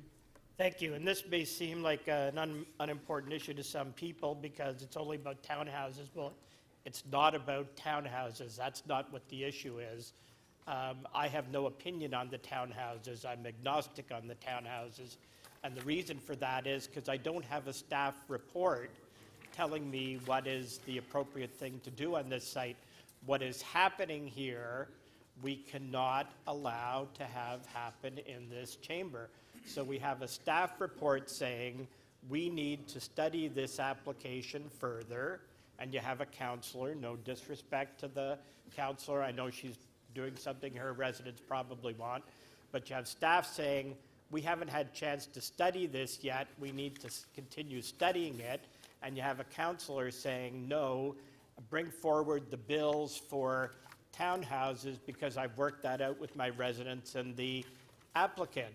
So imagine if we all start doing that, and I literally, and I tweeted this out yesterday, I have not seen this kind of stuff going on since the old North York days where, you know, the things were decided ahead of time before the meeting and you know, since amalgamation, if somebody tries to do something like this, another member of council will tackle them and it didn't go through, but like, especially like at this meeting, like the dam's just broken loose. It's like, we have no plan, like, it's absurd that we have the staff saying, please let us complete our planning study, and then council would say, no, we don't want to hear your planning advice.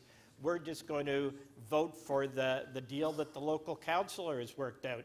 Like, we cannot do this, folks. And again, you know, I'm totally open, if I were still here, to maybe townhouses are better. Maybe Councillor Holland could convince us of that. But you have to follow the process. You cannot cut the staff off and just say, bring in the bills.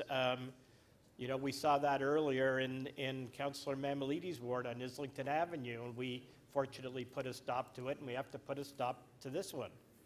So please do not support Councillor Holland's recommendations, support the staff recommendations. Councillor de Beermaker. Thank you, Madam Speaker. I would encourage my colleagues to support the recommendations that Councillor Holland has put forward. The recommendations are nothing unusual or extraordinary or untoward. They are mirroring a built form that has been replicated all throughout that area at the insistence of our Scarborough Planning Department, sometimes to my chagrin, but that has been the pattern of development on the north side of the road, around the corner. When the school board just sold off the Pringdale Garden Public School to a developer, they came in and put 85 townhouses when it was actually zoned for high density and apartment building use. So the history of that area, the pattern of that area that's consistent with this application, which I believe is the better product in the end, are the stacked townhouses. And I'm not a big fan of the stacked townhouses, but that's what our planners in that area have recommended over and over and over again. That's what the residents agreed to in a community meeting, and that's what is the built form in the entire area. Right now, that plaza, and it's a very famous little corner of Scarborough, it's known as the Nob Hill Hotel. It has the Caddy Strip Club. Right now it's abandoned, there's nobody in there, it's all fenced off, and I'll say for the record, yes, I did go to the Caddy's Strip Club, I think like many people. To my surprise though, the young women who invited me to go and visit them, this is back in my university days, when I showed up to meet my friends at the strip club, I found out that there were male strippers that night. So it was a very interesting evening at the Caddies and at the strip club. So this old institution that's time in the sun has gone by. The rooms that they rent at the hotel there, the rent by the hour rooms that they had there, were doing nobody any good. This was not a place that the community liked. They didn't like living next to it. It's a relic of the past. The proposal now is to put in family townhouses next to single-family homes, adjacent on the south side, adjacent to single-family homes. You can understand why the residents who have been next to a strip club, an infamous strip club, and a nightclub, and all sorts of gang and motorcycle activities happening there, are actually pretty pleased that they're going to get an urban form that's, yes, it's 4 stories and it's higher than their houses, but it's acceptable to them, and it's exactly the same as what was built on the other side of the street. I begged our planning staff, and maybe Scarborough again is just always being neglected, and maybe our chief planner will have to give a little bit more thought about who he has out in Scarborough and how much attention that we have, because we're standing here with people saying, well, we're not really... Councillor, there's a point of privilege. Councillor Davis. Councillor, you have made comments that question the professional abilities and of our planning staff. It was inappropriate, and I'd like you to withdraw those comments. Well, certainly, I will apologize. Councillor de Yes. Bearmaker, can you just withdraw those comments? You made? I withdraw those comments. I was not trying to impugn the reputation of anyone. I'm trying. So thank you very much for that, and please, members of Perks, council. did you, oh. That's not certainly my intent. My intent was to highlight that we have had issues in Scarborough because we have so little development, so little attention is paid to our part of this city, that when we have community meetings, when we come to agreements, we feel that we are not being listened to. And that's why people are making agreements with their own residents, because it appears that some of the professionals who are with us at those meetings saying, thank you, but who are you? You're not a professional, you're not a planner. You know, we'll take into account what you have to say, but we're not working with you in cooperation with you to come up with a good application. Councillor de Bearmaker. Councillor Davis. Speaker, Councillor de Bearmaker has once again impugned the reputation of the planners. He said he made accusations that were unfair, and he should withdraw it. That they don't listen to the constituents, that they go out and, you know, treat Scarborough residents badly, and I don't believe that that is an acceptable way to describe our planning staff. Thank you. Thank you. Sure. Madam Speaker, once again, Hold I will withdraw that. Councillor de Bearmaker, hold on. Councillor Shiner. Madam Speaker, as Chair of the Planning and Growth Committee, I'm standing to ask the Council to please withdraw the remarks and not speak in a disparaging manner of the city planning staff. They definitely on occasion have opinions different than I or you might have, but they have always worked in a professional manner, and the way that you were speaking about them does not make it appear as if they do. Okay, Madam Councillor Speaker, de I Bermaker, take the please advice. just continue I talking take the about- advice of Councillor Davis and Councillor Shiner. I accept their comments, and I apologize to staff and members of this. Can you just chamber. speak on the motion, Yes, the merits of the merits of what's before us is there. This is what is there on the site, across the street, down the street, around the corner. This is in no way should surprise anybody. In fact, I would be surprised as a local councillor that the staff would recommend anything other than townhouses, because that's what they've recommended on every single application in this area that I'm aware of. So, Madam Speaker, the local councillor's done a very good job. I would recommend that we support the direction that she's going, and whoever's here next term can come and look at that application and judge the application on its merits. Thank you. Thank you. Councillor DeGiorgio. Thank you, Madam Speaker. Madam Speaker, I would urge council members to support the local councillor in the motion that she has brought forward. In my view, the process is being followed in the sense that there was a meeting held at Community Council. I'll call it a statutory public meeting. One can take issue as to whether it was a statutory public meeting at Community Council, where the community had an opportunity to comment on a proposed bylaw that was going to come forward. Yes, it was not a proposed bylaw by staff. And so that creates a bit of a problem, because a bylaw proposed by staff would probably say, here's what we believe is in compliance with the growth plan. Here's what we believe is in conformity with the official plan. What we believe is in conformity with the official plan is something that is a little bit more intensive, that is something a little more in conformity with mid-rise buildings being built on this particular site. But putting that aside for the moment, look at what's being proposed in the context of, does it conform with the official plan? Does it constitute intensification? It may not be as intense as what planning staff may want to see on this particular site. A couple of days ago, we dealt with one where Councillor de Bermaker was willing to accept much more intensification than what was being proposed by staff. So there is this difference of opinion. And at the end of the day, council deals with differences of opinion of that nature. So, just to reiterate, there is intensification.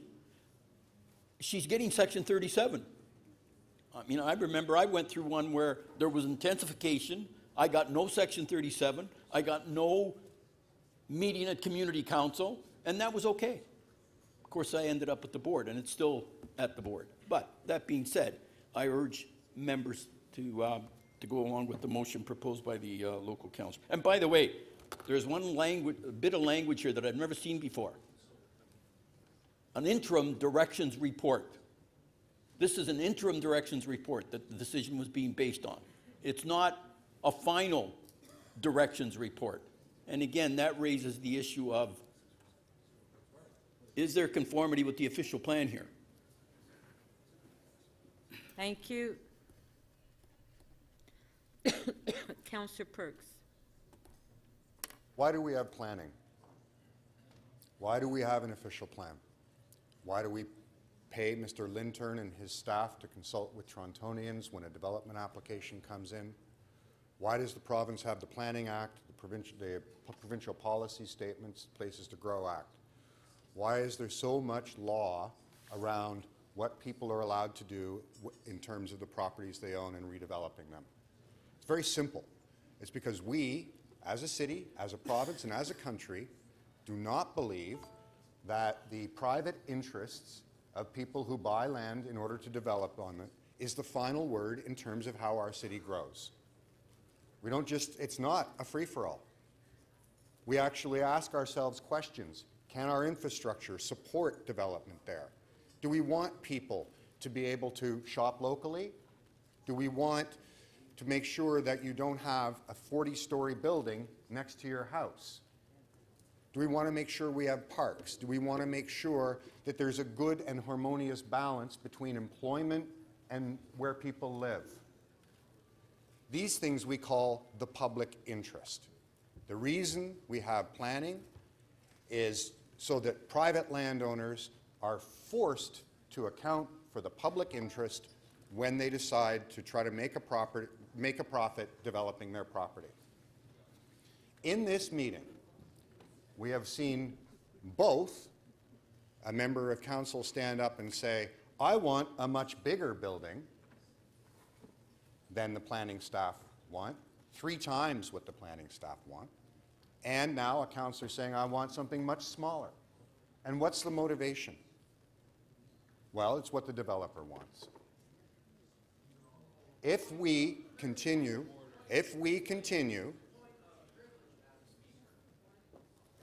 Point of privilege, Councillor de Bearmaker. Councillor Perks just said that Councillor Holland and I are supporting applications because, and I quote him, that's what the developer wants. Well, that actually could not be further from the truth. That is completely false. We are doing this it's what Councillor Berardinetti said in her remarks. You used my name. Count. About me. I would ask him to withdraw the remarks, certainly about both of us. So the developer does not want 36 stories on your ward, in your area? They don't want it? Is that what you're telling me, Councillor de Bearmaker? I represent my residents. Am I accurately or not accurately stating that the developer wants a... Okay, Councillor Perks, please. And no, he didn't. He wanted a 39-story building. There we go. If you paid attention to okay, I now know what to apologize for. I apologize for the 3-story... Yeah, yes, I got you. Stood up in this chamber, said in a public forum saying, I was there doing what a developer wanted. I have never, ever, in my 15 years in this office, done what a developer wanted. I do what is right for my community. If it happens to be parallel to them, great. If it's opposed to it, great. But Councillor Perks is impugning my reputation, saying that I do what developers want.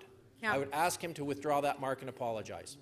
Councillor Perks, could you please retract that comment? Yes, I was sorry, I was incorrect. The councillor is only giving the developer 91% of what they want.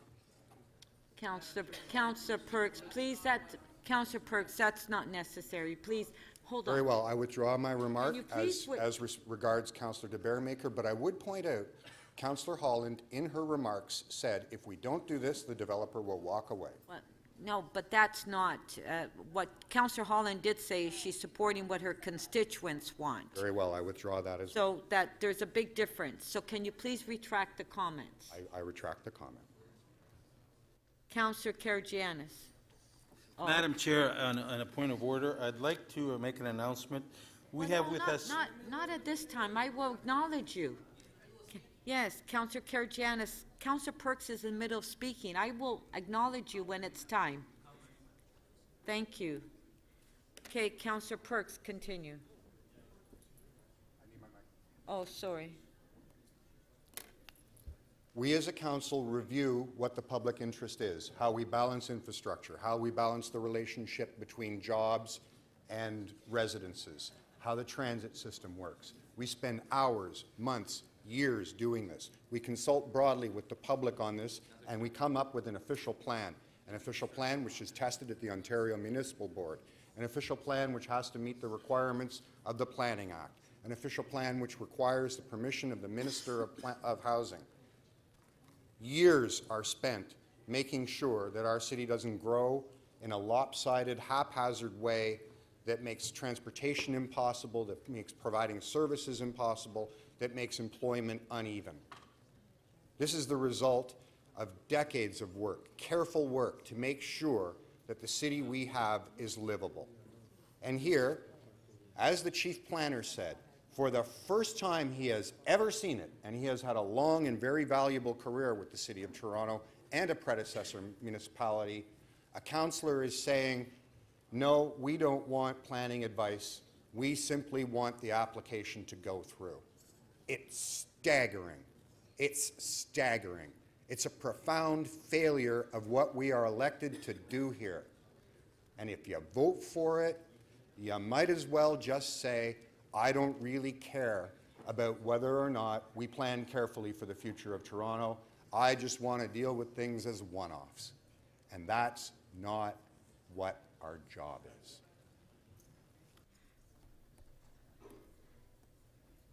Councillor DiCiano to speak. Thank you, Madam Speaker. I have to fundamentally disagree with my council colleague, Councillor Perks, that you know, it's not our job to come here and make decisions that are in the best interest of voters, but to come here and always just rubber stamp staff's recommendations to us. That's not our job. Our job is to come here and represent our residents. And the local councillors, in my opinion, the reason why I always support local councillors is because not only do they know what's best in their communities, but their voters are going to keep them accountable at the end of the 4 years. And in Scarborough, in certain pockets, there is no development. And with certain plans and ideals that our planning department has provided for different parts of the city, it potentially may never happen. So when we look at condos, right, and we know that there's a massive need for more ground-related family-sized housing units, I'm going to say, listen, we need a balance. The market needs a balance. And certainly, whoever's building out this site knows what the market wants. Now, the local councillors in favor of this. I see other councillors from Scarborough in favor of this. They know what their communities are all about. They've been to the community meetings. They've heard loud and clear what the situation is. This is not a black and white world where all we do is we follow policy like a bunch of robots. We follow our constituents. I'll be voting in support of the local councillor and the other Scarborough councillors who are supporting the motion before us shortly. Thank you. Thank you. Okay, Councillor Karygiannis, do you want to make your announcement? Yes, Madam Speaker, and I thank you. Madam Speaker, we have in our midst the High Commissioner of Cyprus, just newly arrived in Canada, Ambassador Vasilios Philippou, and we thank him for coming down.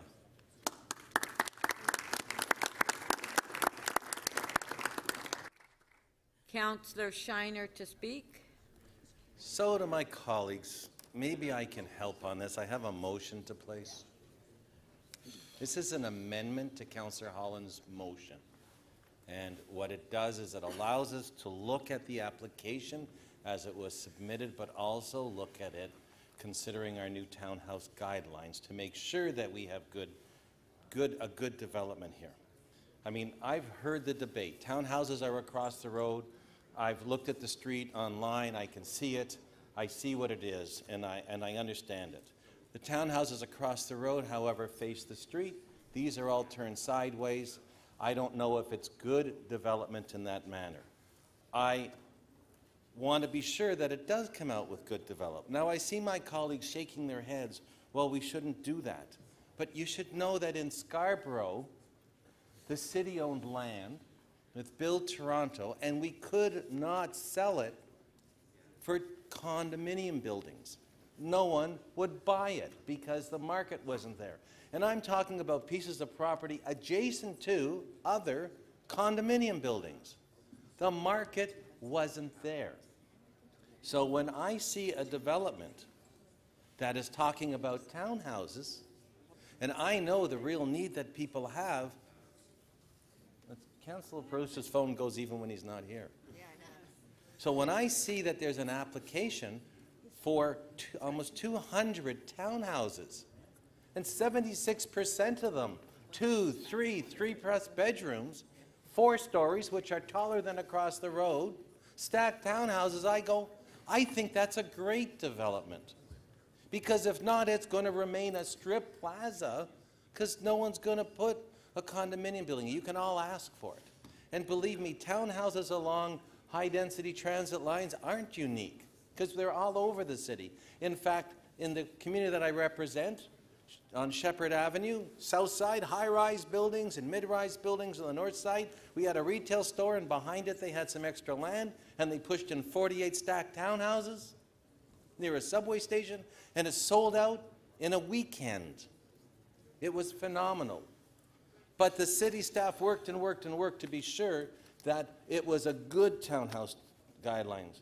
So I believe you should support the request to allow this to be townhouses, but I have heard what my colleagues have said about, well, you can't just bring forward the bills and you can't just instruct it to be the way that the applicant wants it to be, because staff haven't had their opportunity to comment on that, because the first thing they said is, we'd prefer to get more density. We'd like high-rise. That may be a wish or a dream, but if you try that, the site will never get sold for that. It'll just sit as an empty site with a strip joint and whatever else is there. So I'm trying to put this forward because I understand the residents want townhouses, the councillors supporting them, the community has townhouses, and I would like to see townhouses there because I believe it would be a nice form of higher density that still will meet the growth plan. It still will come to those units of a couple of hundred units, if not more, per hectare, and it'll intensify the site. But I want to be respectful of the staff and allow them to be sure that we go through the process of looking at the guidelines that we took over a year to adopt, that has both the industry supporting it, is because industry players and Build the Industry Association wrote in letters of support it because they say these are good standards to look at, and we support it. So I hope you'll support the amendment, and with the amendment I hope you'll support Councillor Holland, because I think her motion will achieve good development on that site and clear up that strip. Thank you. Councillor Thompson. Thank you very much, Speaker. Speaker, I rise to support the motion by Councillor Holland. And I think that the motion, the amendment to the motion by Councillor Shiner, actually does help in terms of allowing for staff to work with and consider the townhouse guidelines to ensure the form of development there and the types and the layout and so on is going to be such that meets our guidelines. Speaker, I'm quite familiar with this particular area. In fact, when I was a staffer here many years ago, that was in fact an area that I worked in. You had Horton Boulevard, Boyce, Oswego Road, and so on. I know the residents there have for many years refused to support a high-rise development there. How do I know this? Because the owner of that particular site, when I worked as a staffer, came in on numerous occasions, wanted high-rise development there. Later on, when I became elected, he and his daughter and others came in, wanted to have a high-rise development there. The residents were strongly in opposition to a high-rise development at the corner of Danforth and Eglinton and Lawrence and Eglinton Avenue. If you look in the area, and as a young boy when I was growing up, across the street you had the Savettes department store, and actually it had a conveyor system where you could actually walk across in order to get to the southeast side of the roadway. Southeast side of the roadway now has many townhouses, as in Councillor Glenda Bearmaker's ward. I'm not here to criticize the professionalism of the staff or anything. In fact, I'm here to support and to say that they're excellent in terms of what they do and the leadership that Mr. Lintern brings in. But we are also tasked with the responsibility of responding to the residents. And while the staff may be supportive of a high-rise at this particular location, it is contrary to that of the wishes of the community and also the local councillor. And I can tell you, Speaker, going back almost 20 years, the residents didn't support the high-rise at that location in any form, because the owner of that property wanted to do something to intensify this particular area. This area has no real high-rise in the immediate area. The closest one I would venture to look when I scan the area would be at McCowan Road and Eglinton, and that's a seniors long-term facility at that location. If you look then to the west, going west, you go over to Gilder, which is over my ward at Midland and Eglinton, where you have a number of high-rise buildings which are primarily TCHC. We've had challenges for such a long time in Scarborough with people not wanting to develop there. Now we have some element of development in Councillor DeBearmaker's ward where we actually had a development here where people are saying, well, you know, it's 39 stories, it's too high. The fact of the matter, we have not had any for a long time. There's more people moving into our area. There's a need for people to live in Scarborough in good quality housing. I would submit to you that the residents there have spoken. What we need to do is to listen to them. The idea in terms around following the guidelines in terms of the amendment that the Chair of Planning and Growth has put forward, it's one I've spoken with the local councillor. She's supportive of it. It gives staff the opportunity to be able to work with the applicant, the local councillor, and the residents, but let's give some direction of support. I think that's what the local councillor is asking for here today, because in and around that area, there are really no high-rises, and at that intersection, quite frankly, Speaker, it would be, in my view, an injustice to the residents there to put a high-rise development there where everything else around it is essentially townhouses and a lower height in terms of structure in there. So I think that we should support the local councillor and support the amendment that's been made by Councillor Shiner, Speaker. Thank you. Councillor Mamalidi to speak.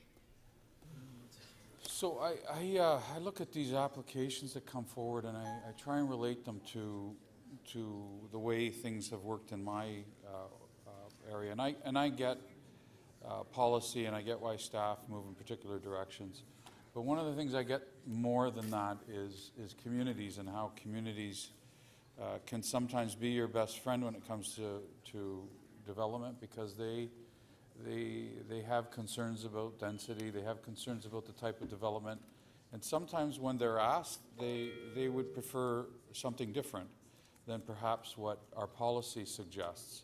That's happened more than once in my ward over the last 28 years, and while I do respect staff's position, I think there comes a time where you've got to respect community's position with respect to these things, and I'm going to be supporting the local community on this and the local councillor. I would take a really good townhouse complex that looks good and feels good and is spacious over an apartment building in that spot any day of the week. And I think just based on where this ward lies, it probably makes sense. We're not in the downtown part of the city, and we don't have to build skyscrapers just because it might fit in with the policy. So I'll be supporting the local councillor on this. Thank you. Okay, if we can put the motions on the screen.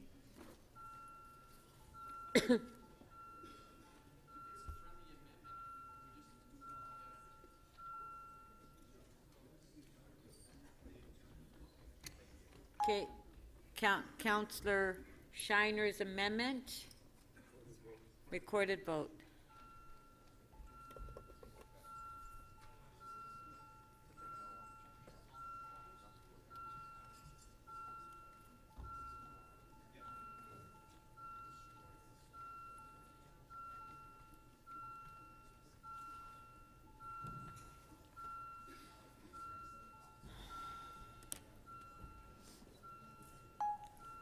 Deputy Mayor, when you're ready, please. Councillor Layton, when you're ready.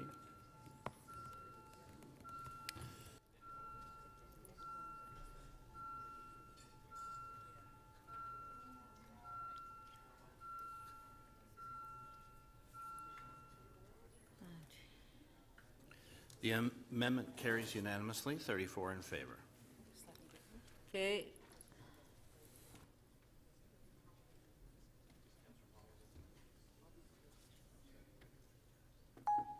Pardon? Yeah, Councillor Holland's motion. Yes. Councillor Holland's motion as amended, recorded vote.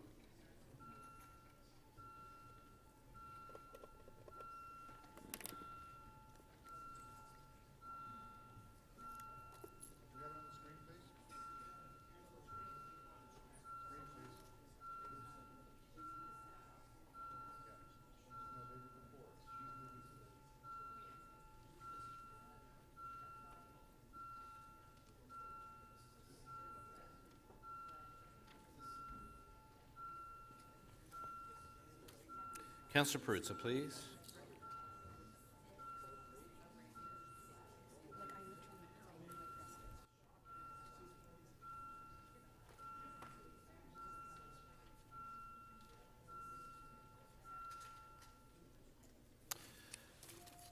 Councillor Holland's motion as amended carries. The vote is 22 to 13. And that's the item.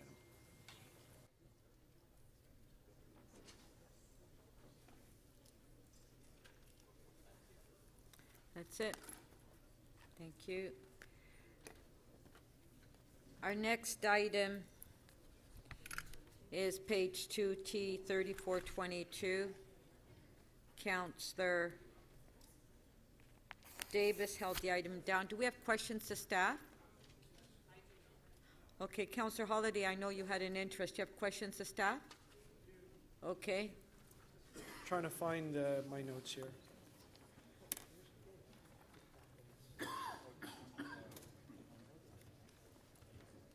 You forgive me for just a moment here to call the item up.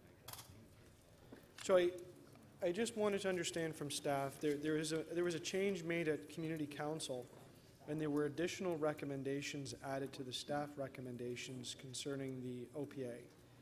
And one of the additional recommendations was to ask the General Manager of Transportation to undertake a corridor study. And forgive me, I'm just looking for the exact wordings.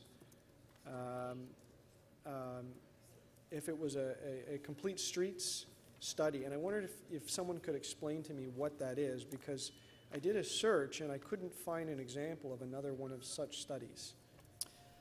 Through you, Speaker, yes, we are planning on looking at the Danforth corridor. This particular avenue study covers about half of what we plan to look at overall. And that, calling it a complete street study implies that we would look at all modes of transportation. We'd have heavy involvement from the very beginning from economic development, because the Danforth corridor, as you know, traverses many business communities. And we would spend some time developing in terms of reference with stakeholder input to be very clear and deliberate about what that scope would cover. So this was, in my view, a little bit unusual because it was predominantly a planning matter, and somehow the Community Council has woven in a requirement for the General Manager to report on this. Is this typical? Because it's like an adjunct report or another report or maybe even an independent report. Through you, I can look to my planning colleagues to talk about what's typical. Through you, Madam Speaker, the discussion in the community on a land use study often covers community services and facilities, the public realm. It's pretty comprehensive. When you look at the list of things that we look at in the official plan when we do one of these studies, it's pretty comprehensive. And there was a great deal of interest in the community to talk about the public realm, the way Danforth is functioning, loading, servicing, where people walk, where people drive, where people ride. So it was all part of the mix of the discussion and the experience with the community. So why wasn't it a staff recommendation then to do this work? The priority piece of work here in the OPA is to put in place a land use built form regime so that we get out in front of applications that are coming in on Danforth, and so we can direct and influence the change. It's kind of like a staged process. The next piece of work will be in conjunction with analyzing the opportunities in the Complete Streets framework. So underneath the, and I think this is to the General Manager, under the 10-year cycling network plan, I recall we did have some debates about corridor studies, and I had thought at the time that we removed consideration of a corridor study in this area. Is this now contrary to the Council's direction, or is it something different? Through you, I believe that the corridor study, there was a number of corridors that were identified in the 10-year cycling plan that required further study, and I believe that Danforth was one of those corridors. This particular examination and look at this as a complete street, I think, evolves what we saw in 2016 when the cycling plan was completed to some of the input that we received from the community as part of this Danforth Avenue study, and a general interest in really trying to look comprehensively at this very important street in our community. So I just wanted to be clear on that. Did Council give direction to do a corridor study on Danforth, or do we have that deferred or put aside for a little while to be triggered or considered at a future date? Can you help me understand? I just don't remember the details of that plan. Sure, Councillor. Through the Speaker, Council identified several major corridor studies in the Cycling Network Plan that should be deferred for further consideration as part of the Cycling Network Plan 2-year review, which will come to Council in 2019. This particular corridor study was identified for further consideration following the completion of the Bloor Street bike lanes pilot project. So that pilot project has been completed and Council has approved that as permanent. So it's within the nature of the Council discussion on this item to consider the next steps on the Danforth corridor study at this time. So will this complete streets study replace the Danforth corridor study? Are they one and the same, or are they different things? Through the Speaker, as the General Manager just mentioned, the terms of reference of the study would be defined with the community. Council had already directed that any major corridor study of the Danforth be looked at from a complete streets lens. That was a motion that was made by Councillor Fragadakis at the time of the consideration of the 10-year cycling network plan. So it's within the context of Council's previous direction on this matter to look at Danforth within a complete streets lens, and it's the way we would want to undertake that study in terms of making sure that we're addressing the multimodal and the retail nature of that street. Okay, so this study is really a task to you to go out and consult with the community. And are you bringing them options, or are they going to develop options or details or inputs? What is the ask of people? I think initially we're going to engage with them about defining a terms of reference so we can make sure we're doing a fulsome look at all the components that are relevant for this area. And as I mentioned, one of the things that we've had lots of conversations with Mike Williams at Economic Development, that this, because of the nature of this business community, we really need to ensure that we're engaging with the business community and looking at a robust economic development study as an initial part of this. And so that would be going to the community to have that conversation and hearing what we hear, and then developing a terms of reference to complete the study. Are we approving anything other than for you to go and consult? Are we approving any physical changes in this ask of you? No, Councillor, none at all. Thank you very much. Thank you. Councillor Pasternak. Yes, thank you, Madam Speaker. Through you to staff, I guess it was about 3 years ago, we met with transportation staff about complete street along Wilmington Avenue from Shepherd to Finch, and every time we call back, we say Council hasn't adopted a policy on complete streets. Do we have a policy in place to go forward? Through you, we brought a complete streets set of guidelines to the Public Works and Infrastructure Committee in 2017. It's a set of guidelines. That guideline document did not actually come to full council for approval, but that's the guidance around which we would be engaging with the community about complete streets. So it has not come to council? It has come to PWIC as a receipt for information, I believe. So why are we, I don't know, maybe I'm missing something here. Every time we do a follow-up on Wilmington Avenue, we're told council has not adopted the complete street guidelines and that we're not going to be looking at Wilmington until they do. I'm not familiar with the details on Wilmington, but we can certainly look at that and get back with you on that. I'm not familiar with that particular conversation, but I'm happy to check in with staff on that. Thank you for the clarity.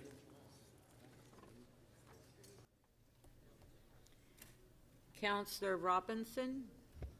Thank you, Madam Chair. I'll keep my comments brief given the circumstances and the other looming issues, but I did want to ask the General Manager of Transportation. This was discussed at Toronto East York Council, correct? Through the Speaker, yes. That's why it's before us? It came through that body? Correct. Versus Public Works and Infrastructure? Correct, and it was a planning report. Okay, so I guess one of my questions, maybe it's not to you, but it doesn't seem to have city planning in here. The motion that were moved directs the General Manager in cooperation with ECDEV. City planning doesn't seem to be included. Okay, so that was my question, but I won't. Certainly, maybe Greg. Well, certainly, Mr. to the Speaker, the package of amendments will be joined at the hip. We'll be working as a team as we normally would in this type of work, yes. Okay, so you obviously would take a leadership role in this? We'll all be involved, transportation planning, economic development, yes. Okay.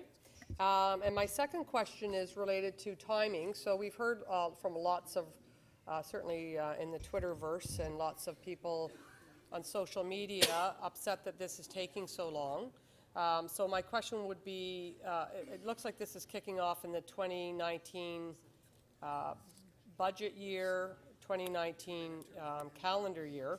Why can't it, similar to what we did with the single-use strategy, the waste strategy, we're actually going to be having consultations in September on that front. We were able to move that at Public Works.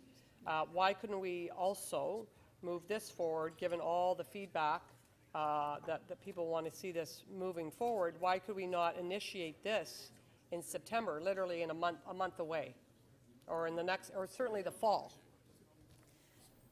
Thanks, Council, for your question. Through the Speaker, the Transportation Services Work Program is very full for the fall and into early of 2019, particularly with regard to delivering on the Public Transit Infrastructure Fund dollars for road safety and cycling infrastructure, as well as the Vision Zero acceleration that Council has recently directed us on. So we are very active in delivering all of those initiatives, so we would be looking to initiate the terms of reference in 2019. So is there not the funding to do it in 2018? Is the funding not available for 2018?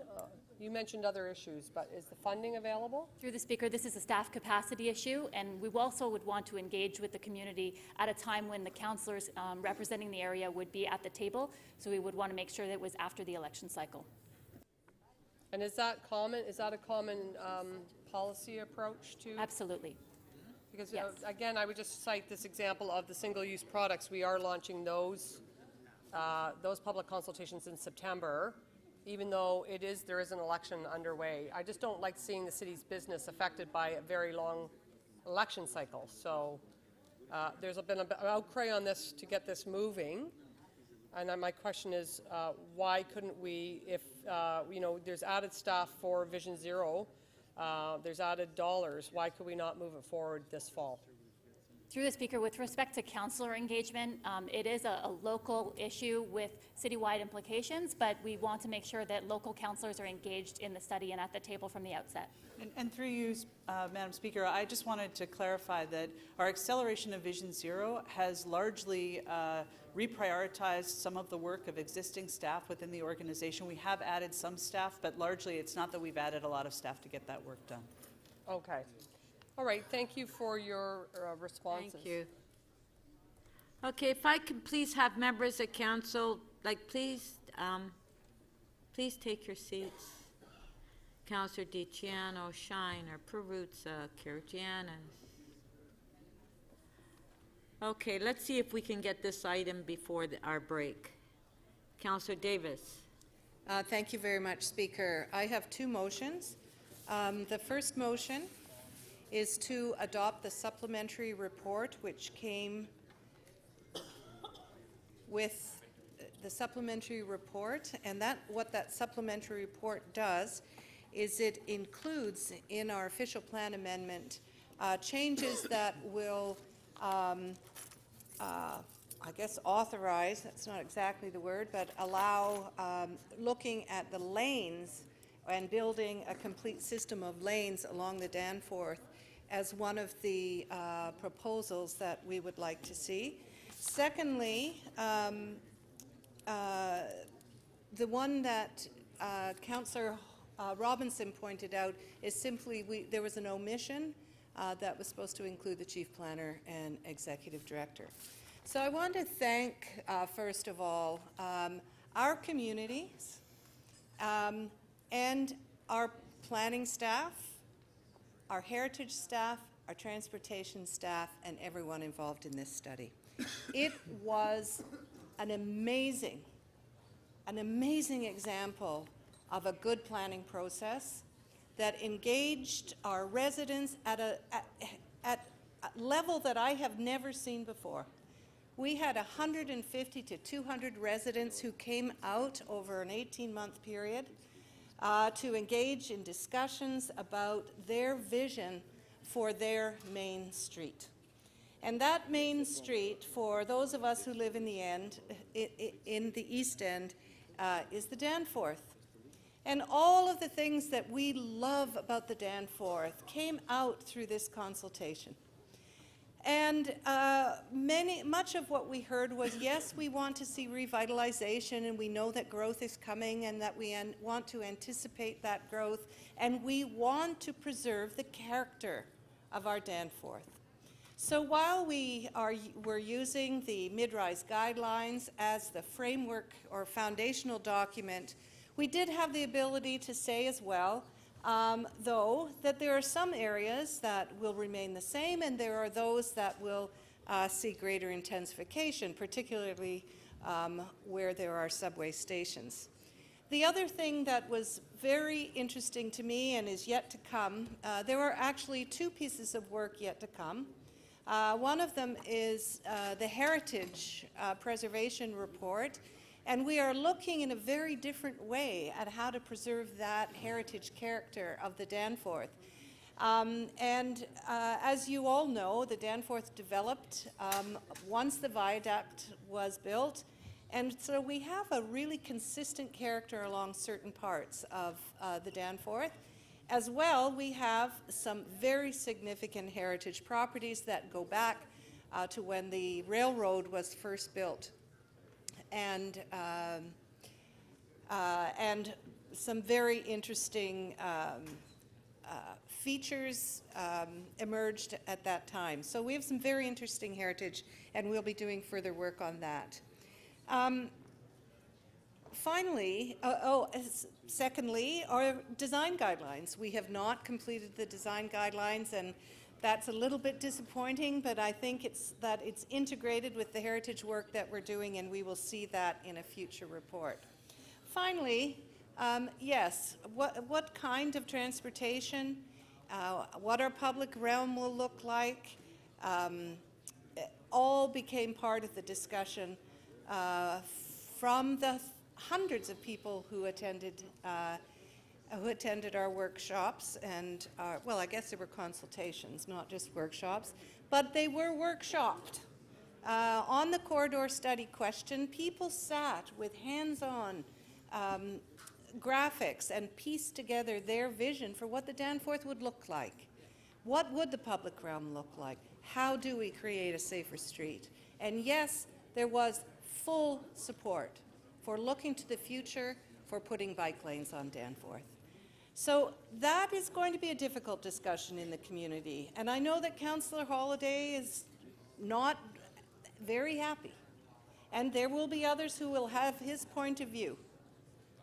But what we absolutely need is a formal process that engages all of our stakeholders so that discussion can be fulsome and that discussion can be fairly held and that everyone can have a voice. And that's what we're asking for, to start that process. People have been waiting for it for years. Thank you, Councillor Davis. Thank you. We have a question by Councillor Holyday, clarification. Well, Councillor Holyday could be happy, I don't know, but in all seriousness, I do have a detailed question about motion, the first motion. If I could see it on the screen, and I apologize because it flashed very quickly. And I just wanted to know if Councillor Davis could just confirm, is that the staff recommendations from the supplementary report? Yes. Okay, and in that, is it your understanding, because I'm looking at it, you mentioned lanes when you introduced that. Are we talking about lanes on Danforth Avenue as in car lanes, or are we talking about laneways? Because they're actually written in two different ways in the public report. One says lanes that are 6 meters wide and laneways. So I just want to clarify, it's your intention, because you're placing the motion, that this refers to the laneways that are in all of them in the backs of the buildings. Yeah, it is laneways. And the intention of that is that we have many private lanes still that create a situation where there is not consistent access through our lanes. And this, in fact, there have been situations that I've been trying to remedy of abandoned properties and that have been escheated to the province. And so we need to have a real strategic look at where are the private lanes, where are the public lanes, and how do we create a complete system of lanes to run parallel to support the development that we know is going to happen along the Danforth. Thank you. Thank you. Councillor McMahon to speak. I think that we just have one time just for one more speaker. Can I move to, first of all, before I speak, can I move to just finish this item before lunch? Because it's just No, Councillor I'm Robinson. sorry. Well, you can move it, but Okay, well, can I move that?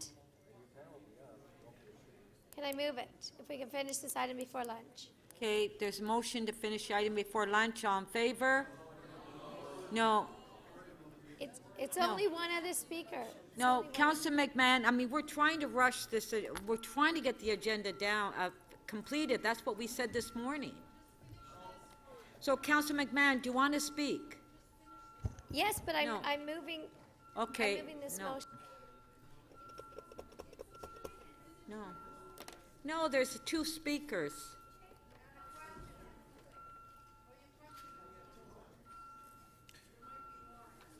Councillor DeGiorgio, please. Councillor Hart, please. Thank you. Councillor Mihevik, Councillor Cole,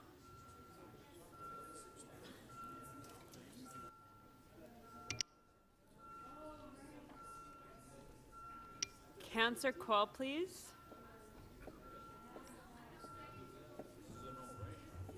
Councillor Cole, please.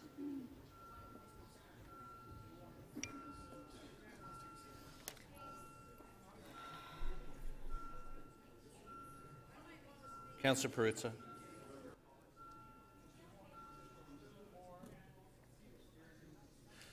The motion to extend the session to complete the item does not carry. The vote is 11 to 25. So, Councillor McMahon, you have 5 minutes. Would you like to speak? Hey, I just want to say thanks to staff, and I'll move it over to Councillor Robinson.